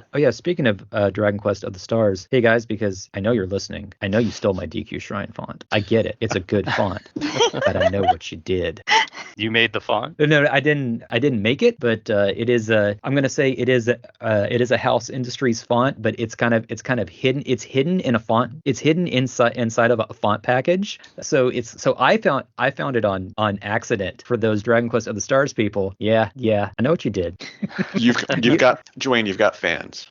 All 5 of them. So it's an extremely obscure font they wouldn't have found on their own. Yes, very much so. It's a great font, and actually the reason why I use that font is that it's very similar to Toriyama's English handwriting. Oh, yeah, because I wanted something fun. I wanted something that kind of represented the artwork well, and I wanted to kind of stray away from the serif old English style that kind of everybody else was doing. It's not that what they're doing is bad. I just wanted something different. Yeah. Clearly they did too. Yeah, and that I'm pretty sure, I'm 99% sure that localization team for Stars was run out of Singapore, so they probably were like, we don't care. Just we're gonna do what we want. What's he gonna do? We're in Singapore. They'll care when I show up with my cane. Yeah, Kanan for stealing my font. It was a foreign translation team doing it when a lot of the iconic Dragon Quest items had completely different names. My favorite example is Birdsong Nectar was chirping honey. There's some weird translation choices. You know what? I joke, but I do appreciate anyone who makes an effort to maybe bump that Dragon Quest fan base up to like 13 or 14. Oh yeah, I mean, after this huge bump from Dragon Quest coming back to the Nintendo Switch with 11S, I think that's what got us to 12. Yeah, because they are tough games to translate. They are tough games to market. And as much as I kind of kid around sometimes, I do appreciate the effort. Even though I'm not a big fan of Dai, I really appreciate them trying to make it a hit here. Yeah, and now it's commonplace that they try to do simultaneous releases with games that are brought outside of Japan. So that's great. Yep, and like not only in the US, but yes, but like Italian and Spanish, which are the same language anyway, and German and whatever other one that they translate it to. Like those are really big tasks, and to do characterization for all of that. Yeah, hats off to you guys. Nice. So Jen, how about you? So obviously when I think about relationships and Akira Toriyama, I think about in high school, I definitely drew a couple of my friends' fan art of Dragon Ball Z characters. An ex-boyfriend of mine sent me one back very recently that that I made to help him because he was like nervous for a test or something. So I drew him Super Saiyan future Trunks with the long hair spiked out, and he sent him back to me like a scanned copy of it because I was having a stressful time. So these are long-standing friendships I gained with being the niche anime kid before anime was mainstream. Meant that I wasn't having a ton of friends, but the ones that I did make in school were ones who liked the same stuff as me. But then I ended up on this Facebook group, Dragon Questers, and made like really lifelong friends. Pretty much the entire admin team there, and I'm great friends with now. Obviously, love a lot of the people that I got to know through that. Except that jerk Pendy. Oh yeah, except for Pendy. Yeah, he's a total lame-o, but it's fine. Yeah, nah. But no. In all honesty, though, like I wouldn't have the friends I had today if it wasn't for the fact that I got into this. Yeah, no, I made some amazing friends because I got into Dragon Quest even harder when I realized Akira Toriyama, Dragon Ball dude, did all the art, and it was huge for me. And I've introduced my kids to Dragon Quest. I've introduced my husband to Dragon Quest. He just finished 11 for the first. It's the first Dragon Quest game, mainline Dragon Quest game he's ever beaten was 11. I don't think he ever would have played it if it wasn't for me. So yeah, it's just it's been a big part of my life. Akira Toriyama has had a huge influence on my life and the trajectory of it in some ways. You're doing the goddess's work by getting other people into it, especially your family. I love it. Yeah, absolutely. My daughter's a big Builders fan, but she's also started playing Dark Prince. So that's great. That's great. Yeah. For me, his art for the monsters and the characters of Dragon Quest drew me into that world, as I've said before, and it's just had a profound impact on all of the people that I've met through the community, especially when it comes to Dragon Quest specifically. Way back in the day, in the late 90s, I was doing IRC chat, and there was a Dragon Quest channel there, and I got to meet a lot of nice people through that channel. Two of which who I got to meet in person. They're both from Canada, so I've been able to visit them in Canada. One of them, Paul, who went as PKFC, we would actually go to an anime con in Winnipeg together. We did that for a few years running when I was living in North Dakota. So, that had that relationship. That was the first time I met someone. That was actually the first time I met someone from the Dragon Quest community that I only knew online. And we were both joking about, like, hopefully, neither of us are serial killers, but we'll find out, I guess. Because we were sharing a hotel room and everything to save money. But I think didn't we have that same conversation the first time we shared a hotel room in Korea? I'm sure we did. Yeah. Yeah, so I've met a lot of people that I've known for years, and thankfully no one turned out to be anybody horrible. So it's not yet. I'm still alive. Not yet. It could you still could happen. be a sleeper agent serial killer, and I just won't know it until it's too late. I'll go up north to visit Jen, and I won't come back, and that'll be the end of me. But running guys. But running the Dragon Quest News Network, met a lot of fantastic people that way. Were the people that helped me run it, like Edwin and PKFC, and through the Dragon Quest News Network, like I mentioned before, being able to go to E3 with Dwaine and Dustin and all those guys was fantastic. And then there was the Dragon's Den, of course. That was one of the first sites that I found as well. In 1998, started posting in the forums there, which was great, and meeting Woodus and getting to know Woodus more recently in these years of the Dragon Quest Discord and the podcast has been fantastic. I met him in person as well, out there in the Midwest for work trips. I work in the military, and one of my jobs is just traveling all over the place, and I've moved all over the place. So I've had the opportunity to meet a lot of people in person because of that. And also there's, of course, what Jen mentioned, the Facebook group Dragon Questers. I joined it a few months after it had, I think maybe 5 to 6 months after it had been founded by Roto, and meeting all those people and becoming an admin there and meeting not just people who posted there, but the whole admin team that we have. We've got 6 to 8 people now that help out with that group, and meeting Jen and Eve and Aaron and Roto who founded it, and Jeff and everyone else who helps out with that group has been great. And I've been able to meet Roto down south. I've met him in person a few times, and that's been fantastic. And then just, oh God, who else am I missing? There's just so many. It just goes on and on and on. And then there's meeting my wife. We bonded over Toriyama's art when we first met, because she wasn't so much into Dragon Quest or Dragon Ball, because she's not so much into the shonen stuff, but she loved Dr. Slump, and she just loved Toriyama's art style in general. So that's one of the first things that we were able to talk about that we had in common was just admiring his art and talking about all his artwork that he's done over the years. So that's helped me with that relationship. So it's been so nice to be able to meet all of these people through the community because of Dragon Quest and Dragon Ball and his art that drew me into that world. Dr. Slump, huh? I like your wife. Slump. Yeah.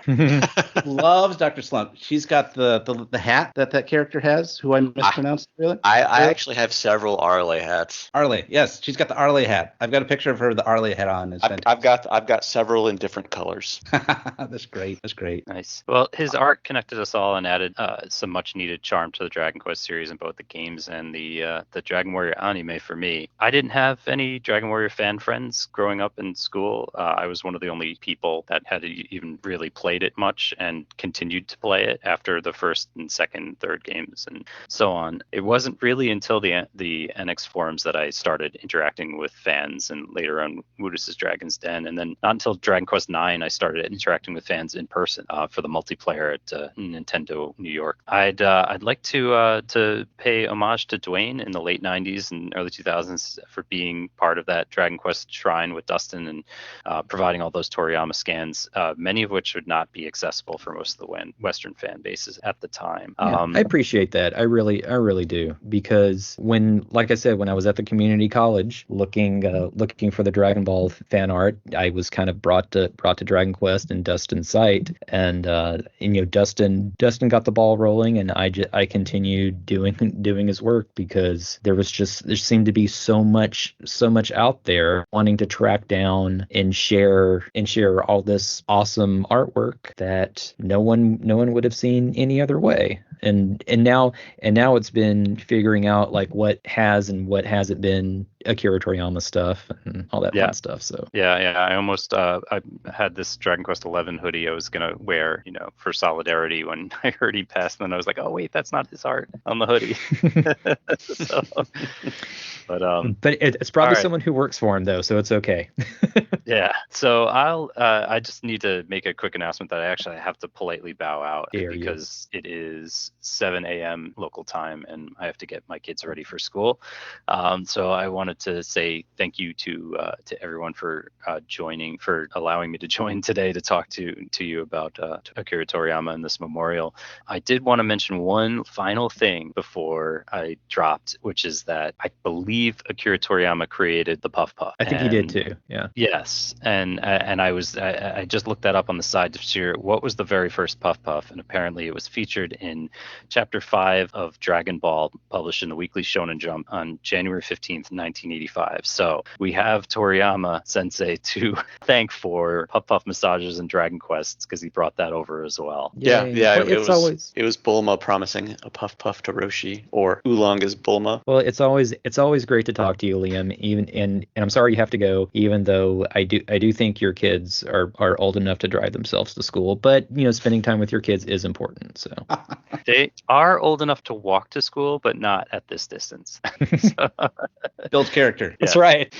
All right. Thanks, everybody. I'll talk to you soon. All right, take care. See you later. Most likely, Toriyama finished all his key designs for 12. The Dragon Ball Super manga was ongoing at the time of his passing. After Dragon Quest 12, will all his projects continue on? Dragon Quest, Dragon Ball? Will it be the same style? Dwaine, I'll go with you first because you have probably the most insider knowledge when it comes to this. Okay, so I know a lot of people are naturally like freaking out, just like, oh, what's going to happen? What's going to happen with Dragon Quest 12 and all that? First of all, I'm going to say it's probably going to be fine. So there's a big difference between Akira Toriyama the artist and Akira Toriyama the brand. So Akira Toriyama's style is linked to Dragon Quest. It has been since the very beginning, and it probably always will be. It's likely he finished his. So basically, Akira Toriyama has always been a contractor to the series. So the way Enix operated is that they were just a publisher, and they didn't have any in-house developers, anything like that. So Corey's company Armor Project programmed the game. Sugiyama's contracted to do the music. Akira Toriyama contracted to do the artwork. And the reason why you see like copyright Armor Project, Bird Studio, Sugiyama Kobo is those three key players own a part of it, and they have been successful enough to have retained a very unique amount of power. But there are still kind of things in there. So even games like Chrono Trigger, they had their own internal artist and character designers. Akira Toriyama is brought in to finalize that look. So very much like Yuji Horii showing him a sketch of that slime, Akira Toriyama draws it, hands it in, approves it. That becomes the final look. What he generally does, he has not been an active collaborator since 8. And when he was doing the character designs for 8, he would do expressions and turnarounds because they weren't just sprites anymore. So and keep in mind, this man technically retired when he finished Dragon Ball, even though he did, Kawa and Kachika and Jayco and everything in between. So he was still Sandland. He was still semi-retired. So what Akira Toriyama generally contributes, that is his own artwork. It's the key character art, the key monster artwork, and the packaging artwork. So if you've noticed what Square Enix will do, that they'll have that Akira Toriyama original artwork, and then they'll have their own artwork of the characters that you'll see in press and all that. When Square Enix has their own artwork, they can use things a little bit more freely. So for Dragon Quest IX, for example, has a lot of artwork attached to it.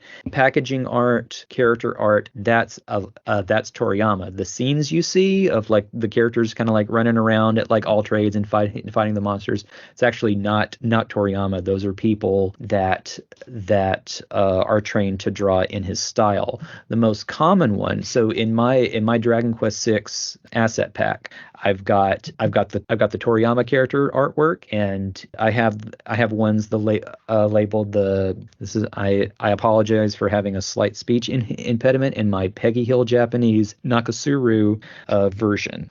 So Nakasuru, he's an animator. He was one of Dragon Ball's directors. When there's like secondary character art, a lot of the times it's him. He's probably the best at emulating his style. He does well at having the same thickness of his line, the same wobble with the pen, because this guy has been trained for decades to emulate his style. There are other people that, in fact, there's an entire Dragon Quest X art book that I have and it is a thick. That's how big is this thing? This thing is about 600 pages, and it's every single piece of Dragon Quest X artwork that is not Akira Toriyama. So all the character artwork, all the little scenes, not Toriyama. So Square Enix and Armor Project and all that, they have people in place to take care of this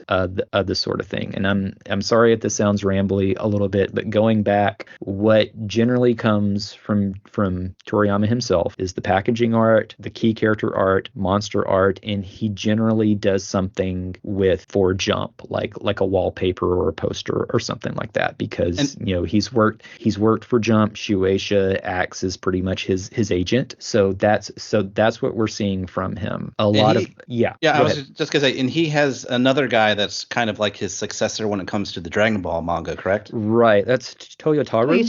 Toyotaru, yes. Yeah, and he was a guy, he just draws Dragon Ball, and that's all he's ever done is draw Dragon Ball. So he's the fan artist who hit it big. And he works on Dragon Ball Super, and that's probably all he is ever going to work on. He's given a month to draw it, and that's probably going to be business as usual for that.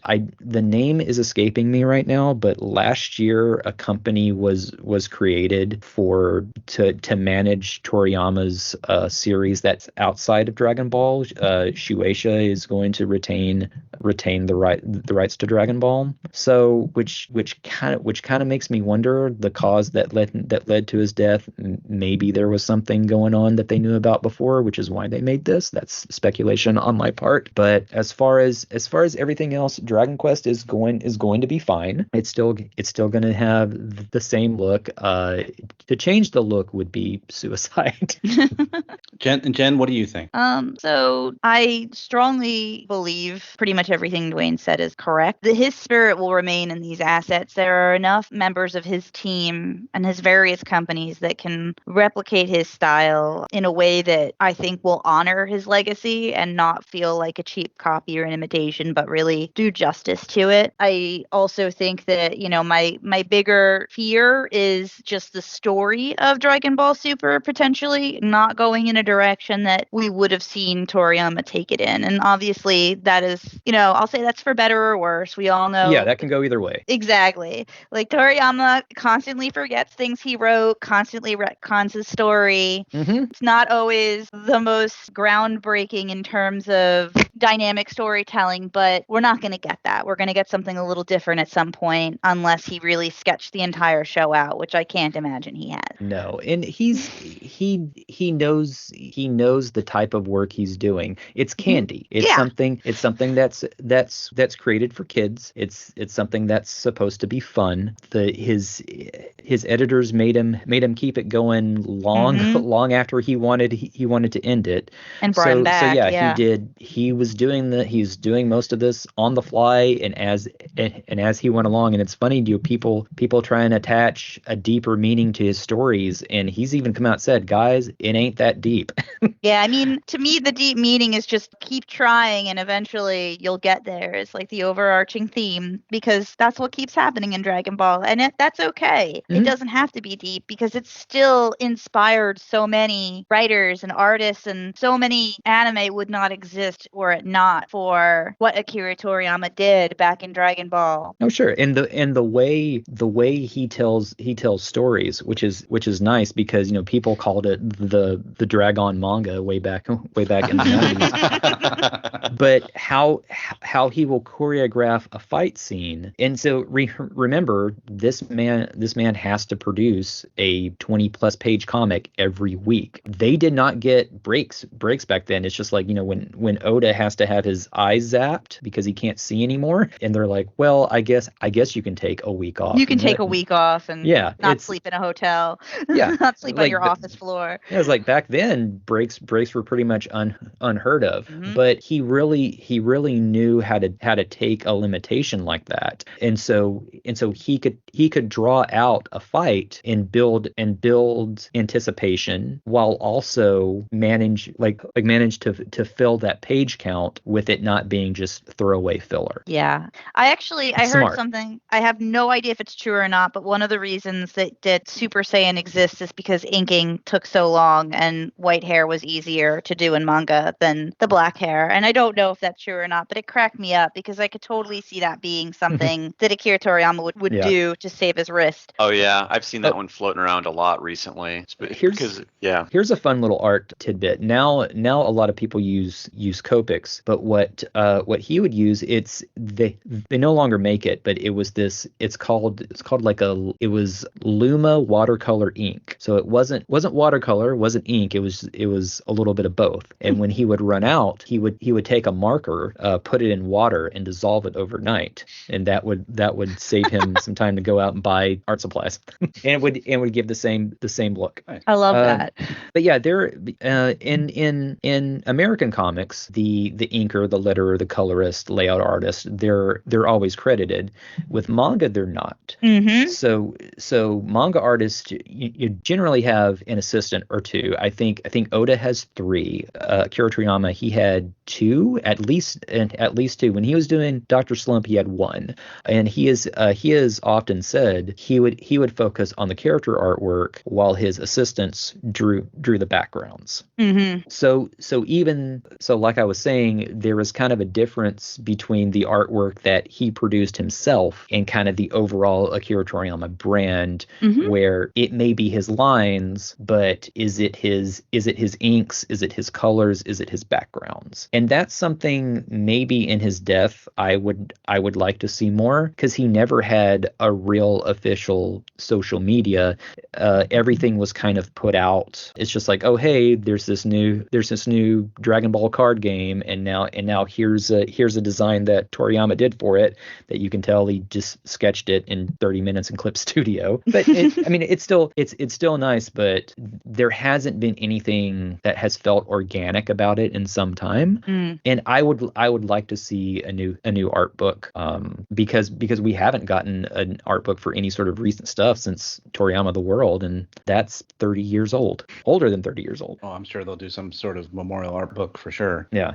Bururian, what about you? What do you think about the direction? I'm more or less in the same boat with Dwaine about it. People get too hung up on it because Dwaine actually said a lot of my points, especially the one about the whole inkers, colorists, and stuff like that getting credited over here, but not really over there. It all just gets filed under Akira Toriyama, so you don't really know who's behind the scenes. Because if you just read that comic all the time, sometimes in those like 4 coma in the back, the manga artist will talk about their assistants and stuff like that, but you still don't even get names really. Mm-hmm. So a lot of people will just attribute, oh, a Toriyama did everything. He provides the drawings for everything. But with how widespread and expansive his portfolio is, there's no way that he's doing all of this. So it's only common sense that he'll provide key, what's the term, Dwaine? Key animation? Yeah, just like keyframes or just keyframes, or just we'll just do like breakdowns. I hate that I'm relating everything back to One Piece, but I've been studying Oda's artwork a lot lately, because some of the recent chapters are coming out very much unfinished. There's one that came out about a month ago that's straight up a rough breakdown. So, and I think what he's doing is he's doing very, very bare bones, very, very light pencils, and someone is coming in and finishing it with ink quickly. And with how detailed that man makes his panels, even then, like, you can tell there's just not enough time to do it all. Yeah, so he provides all of the very important stuff, the promotional images, things like that. Special drawings for things like the Dragon Quest museum and things like that. Potentially, yeah, the stuff that sells the game. Yeah, but the cover art, the box art, all that stuff. And I think in terms of Dragon Quest 12, they probably finished all that stuff last year, if I had to guess, or earlier, or even earlier. Yeah, because it's been a few years since we've seen that it's been announced. So game development these days, 6 years is kind of an average for getting a big game like that out. So Toriyama's involvement in that is likely long since done. Same with the Dragon Quest 3 HD remake. I would like to be optimistic that we already talked about it, and I have read plenty on it about how Toriyama is just, he's very fluid with his own in-world lore, especially on Dragon Ball. So Very kind way of putting it. I would like to think that somewhere he had some kind of contingency of things jotted down that people can refer to, Yeah. But we won't know, and we'll probably never know on that. Yeah. I hope so. Because I like I was saying before, I actually do like Super. I've been enjoying that, and I'm just not sure if those basic story ideas aren't his, then I'm not sure about it, because all I have are GT flashbacks, and I just did not like that at all in terms of the story. And when he came back and he put in those basic story ideas for the movies and Super, I was like, oh, this is so much better. Love this. Great. Yeah, it's like they tried to do something different, and it didn't work, so they tried to go back with what was familiar.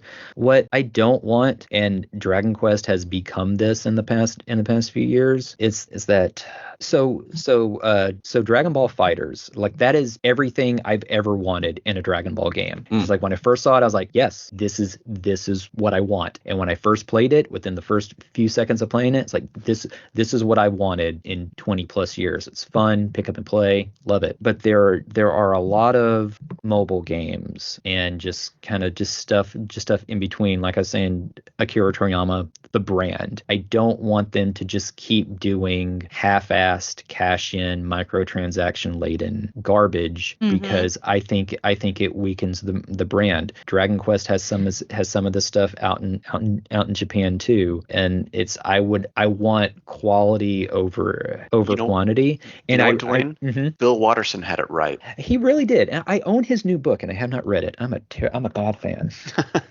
But I mean, he did in a lot of ways, and I understand that some of those games pay for the big ones. I get that, but I don't know. I want to be able to recommend a series that someone can just grab and play and just get pulled in. Quintessential. That is the quintessential Dragon Ball like experience right there. Yeah, and that's not something that's just going to be. I don't want to single out Of the Stars, but I tried playing it, and I was just like, this isn't a game. This isn't a game. I feel like that's such a Square thing and not a Toriyama thing, though. So I do want to just say that, to me, that's just a disappointing direction. I've seen Square take a lot of things in recently, like that Chocobo game. There's just a lot of things Square's doing that I'm not super thrilled about in general. I think it depends too, because like with Stars, you had Cyril the squirrel, which was an odd design, and remember the Drakey that was for the Dragon Quest Dai mobile game, with the pink purple mascara, weird looking. But then you've got like Mindini and Magellan, who I love their designs for Tact. So it just depends on why? Which because one. They used a classic design. They didn't try That's to true. come up with something. They didn't try to like add something onto a classic design like they did with that weird Draki in the Dai game. Yeah. Because I don't remember that being in the manga at all. No, it was a unique character specifically built for that game. Yeah, you can tell. Yeah. It was horrid. Probably one of the worst mascot characters or Dragon Quest characters I've ever seen. Is that I just did not like that one. That was cool. Something that I'm sure that they will continue to do Dragon Quest games after 12, despite Toriyama being gone, because they have his successors. Money. Yeah, and they have his successors. Not going to change. That style is cemented at this point. And also people saying that just like they should cancel it with Toriyama being gone. Hori has not written most of the scenarios and such since 9. They put out wanted ads for scenario writers starting with 10. Mm-hmm. So he hasn't even crafted every single line in a long time. And he goes in and cleans it up, but he isn't the main person. They will not go with a different style, especially after your story. The Japanese reaction to your story. There were so many people in Japan that were upset that they did not go with Toriyama, or at least something similar to Toriyama with that movie. Which and the thing is, it looked very nice, and I'm sure the animation studio worked very hard with no pay and under gunpoint to make it. So it's a shame that it was like, but like then again, I get it. When I feel the same way when I see Die. It's I know Die has its fans, and I try very hard not to crap on them. But when I see Die, I see another series that was given the name Dragon Quest in order to sell it, and given the other series that writer and artist team has done, it does seem like that. And it's I disagree with you there. I think Die is very much not just a manga that has the Dragon Quest skin to it, because of how many different things that they do incorporate to that series with the spells and the monsters and all of that. But you can tell that there is definitely a different perspective, and sometimes it went too far to the extreme. The best example being that Scorpion character that Die fights early on Germline Island. That does not look anything like Dragon Quest whatsoever. It looks more like a Final Fantasy style Scorpion than anything else. And they even brought it back with the new anime, because a lot of the Dragon Quest monsters that were done in the other artist style, they made the monsters look more like the Toriyama style for the new anime, probably thinking that, hey, we want to bring it back even more closer to Dragon Quest when it comes to even how it looks. Yeah, like one of the reasons why Emblem of Roto has always worked better for me is that he's always kind of done his own style in a way that it feels like a transformative work, but it still honors the source, if that makes sense. Gotcha. It'd be interesting to see if they do anything new with that manga, since they recently had like a pop-up store for it in Japan celebrating it. Yeah, it's a nice series. I was surprised that they released DQM Plus here over something like that. But again, it is a pretty big investment over DQM Plus is like what, 4 or 5 volumes? It's 5, yeah. I'm still to this day surprised that of all things they could have brought over, they brought over that. Yeah. And that's not even like taking a pot shot at it. It's just like, it's such a weird decision to me that they chose that. Yeah, and it's just random. And again, it has some of the official names and some of the Enix names and some Romanized names, and also has a 16-year-old girl creeping on a 6th grader. So that's God, why Japan? Why? Oh, geez. Damn it. Well, on that note, before we let's bring it all back to Toriyama and more of his legacy. The outpouring of support for Akira Toriyama's passing has been just monumental. From our Lord and Savior, Dragon Quest creator Yuji Horii, to Final Fantasy creator Hironobu Sakaguchi, to other manga legends such as One Piece's Ichiro Oda, it's been intense. The tribute's been paid to him in Dragon Quest X, Final Fantasy XIV, and Xenoverse have been very sweet as well. People doing that live and together, it's been great. Yeah, and for this episode specifically, we've got some Dragon Quest community members who couldn't be with us today, but they wanted to share their thoughts on Toriyama's passing. From BSGJ, he wanted to say that Toriyama was a huge influence on him and thousands of other artists around the world. His Twitter feed has been completely taken over by people paying respects to him and stuff like Mario out of context and similar accounts posting references to his work. Among Jay's favorites of his designs are Luca from Chrono Trigger, Mina, 8, and the multitude of charming monsters from Dragon Quest. There's too many I love to list them all. And yet, he didn't mention the Mandrake. Mandrake Monday. On a Sunday. For those who aren't aware, in the Discord, he likes to do this Mandrake Monday every Monday, and he takes a Mandrake from the multitude of different games that Dragon Quest has and post a little Mandrake, and it's always fantastic. He's been doing this for literally years. Yes, it's been great. From Lindar, Toriyama's work has always been an inspiration to me, also a gateway for making friends. No matter what or where you see his art, anyone can bond over it. His art brought together one of the best fandoms I have ever been a part of. Dragon Quest is easily one of the best places he was allowed to let loose and go wild with design. While the Dragon Ball series helped push us to strive to be our best in health and as a person. I remember days waiting for a new episode of DBZ on Toonami, hyped to see what Goku and friends would overcome, alongside friends I made because of fans of the show. Naturally, this would push me to seek out more of his other works like Tobal No. 1, Dr. Slump, Sandland, and even now, as I finally break break into Blue Dragon. It hurts to see such a massive influence and hero go. And bringing it back to Sandland, there's that famous Sandland panel where they discover Dragon Quest 13 on the PlayStation 6, which very well may come to pass the way things are going. And that's going to be the first title that does not have Toriyama involved. So I'm going to reserve my judgment for how that goes until we see it. I think it will be fine, as a lot of people have been saying, but I'll see what happens, because that'll be the first game that doesn't have his influence. Yeah, and I hate to kind of like jump around with this, so you can criticize me in the thread all you want.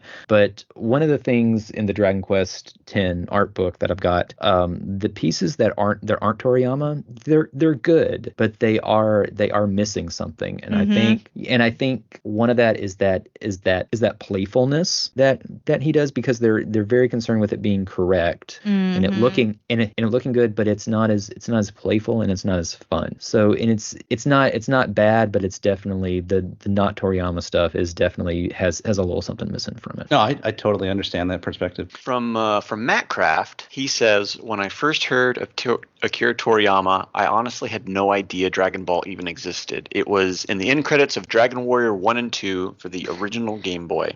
Akira Toriyama helped shape the overall direction of the entire JRPG world, not just Dragon Ball and anime with his art and direction. His distinct style is seen across media in varied forms, and we're going to feel this loss from generations to come. Here's hoping we get to see him at the end of time. All right, I've got a letter here from Stephen M. It says, please send pics of your feet in peanut butter. Oh my God! And this is why Steven is banned from the show. I don't know. Not go into it any further. I don't know if it makes him happy. I'll run to the kitchen really quick. The crunchy or smooth, guys? He didn't specify, so I'll just get both. Sounds good. One for each foot. Mm-hmm. So, what are everyone's final thoughts on Akira Toriyama? Dwaine, final thoughts? Well, this is kind of, I have a weird disassociation with things. Even though Akira Toriyama has been a giant part of my life, I definitely have a very deep appreciation for everything he did. I didn't know him.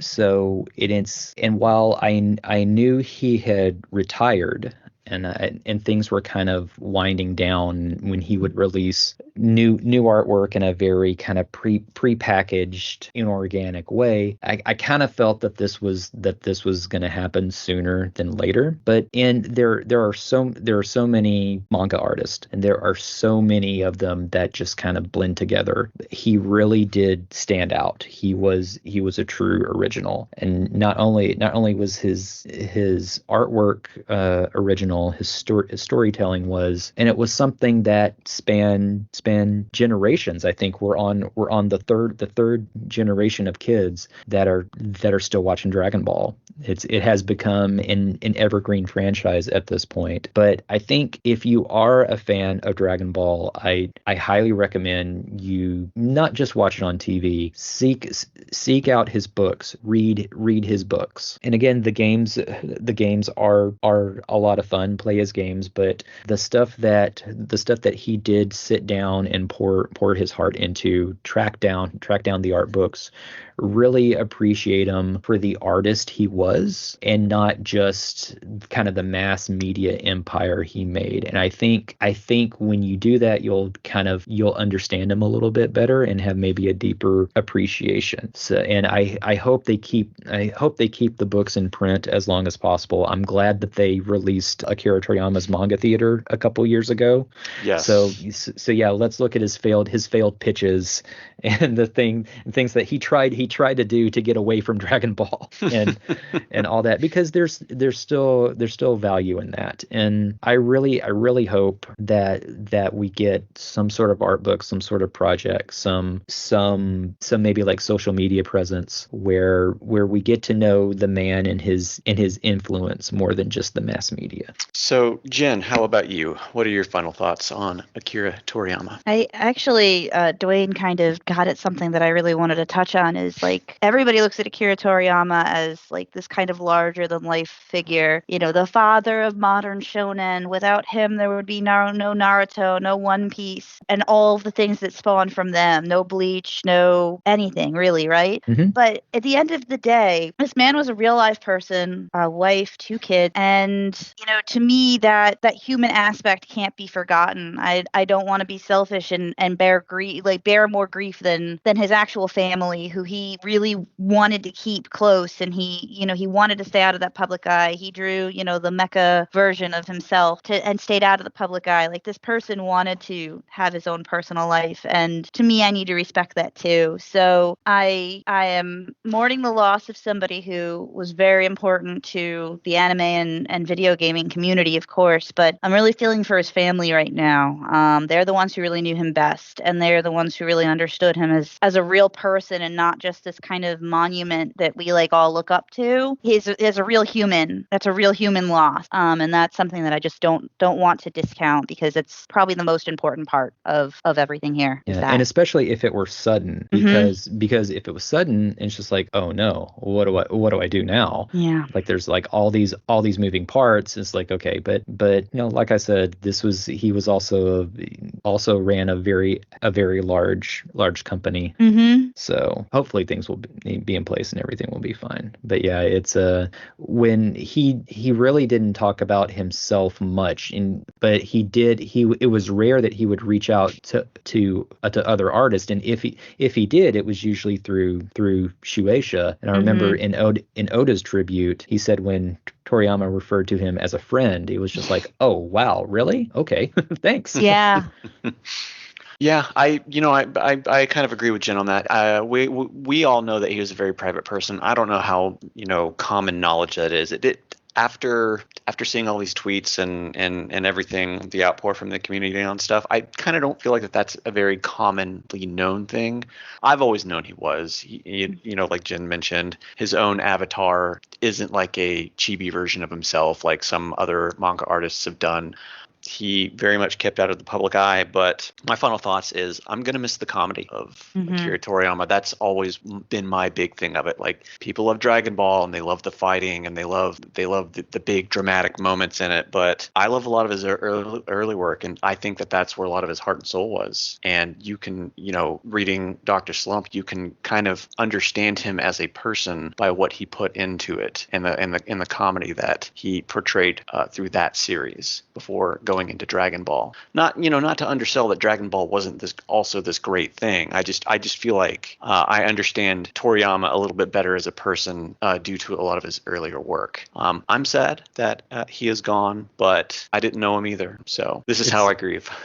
Going back to what I was saying a little bit earlier with the disassociation that I have, I've kind of been trained to appreciate what we have, because exactly.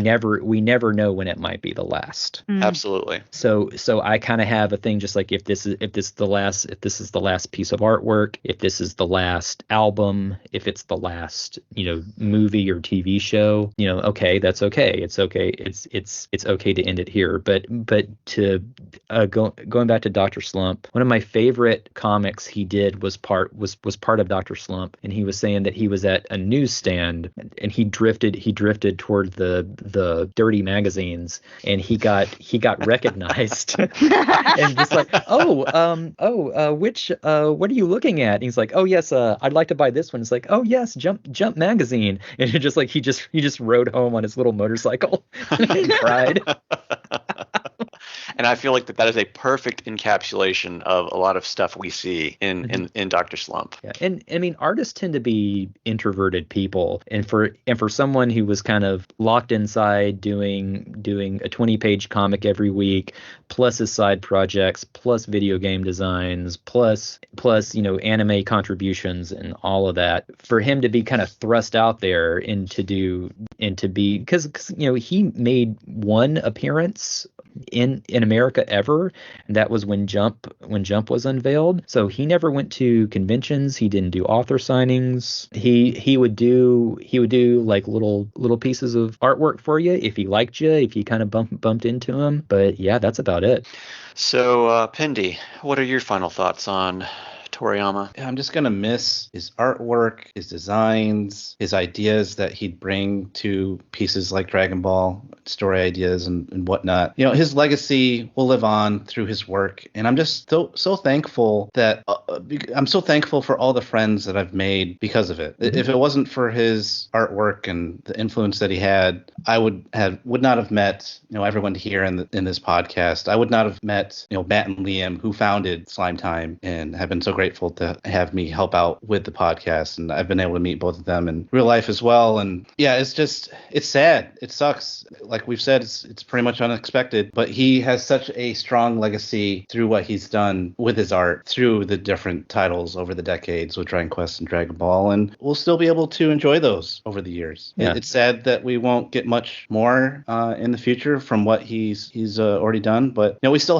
have that forever. We'll have that will live on. Yep. That he's done. I mean, art is about communication. So when you're an artist, when you put something out there, if you're able to communicate that idea and people resonate with it, that's great. But the ability to bring people together and span generations and people still resonate with it and love the characters, love everything you put out, that is definitely something very special, very rare. And it's kind of one of those things. It's like, is that possible with a lot of people now? I don't think so. Larger than life, a legend, true legend. Mm-hmm. And with that's all for this episode of Slime Time. A very special thanks to our guests, Dwaine and Bururian and Jen and Liam, who had to bow out early. Just final words from everybody. Jen, we'll have you go first. I wanted to thank you guys so much for having me here today to remember Akira Toriyama and just reflecting on his history in a very positive way. I think it's given me some closure. I've learned a lot, thanks to Dwaine especially, but thanks to all of you. So thank you for having me here today, and really was a good way to memorialize Akira Toriyama. Thank you. Bururian? More or less the same as Jen. We're all upset that Toriyama passed away, but his legend will live on. It's going to be okay. Yes, indeed. Yeah, indeed. Dwaine, final words? Thank you. Yeah, thank you as always for having me. It's always fun to come on and talk with you guys. Sometimes I'm better written than I am on the fly, but yeah, Dragon Quest is gonna be fine. Akira Toriyama was a fantastic artist. This man produced 5 to 10 lifetimes worth of artwork, and there's so much to dig into and kind of look at all the little details and appreciate. And I encourage everybody to kind of get out of that consumer lens and pick up Kawa, pick up Jaco, pick up Sandland, Kajika, like read all of his books, check out all of his art books and all that, and you're always going to find something different. You're always going to find something new and fun to enjoy. Thank you, Dwaine. It was great to get a professional artist's perspective on all of this. I appreciate it. Well, thanks. You're welcome. So we're a non-profit podcast, and a big thanks as always for Woodus and his Dragon's Den for supporting the community for over 25 years. As always, thanks to Dwaine for our Slime Time logo. Oh, you're very welcome.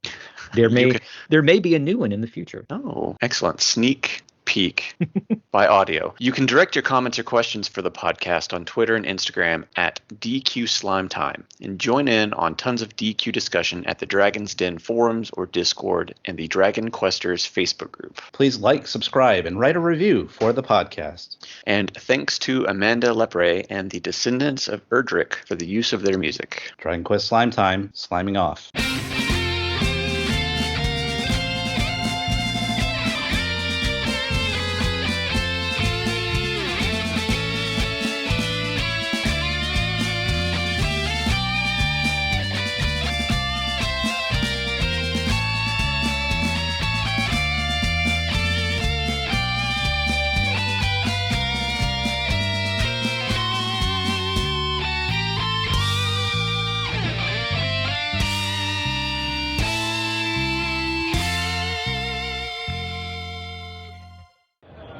This is Gertrude for Slime Time, reminding you all that you must complete your adventure.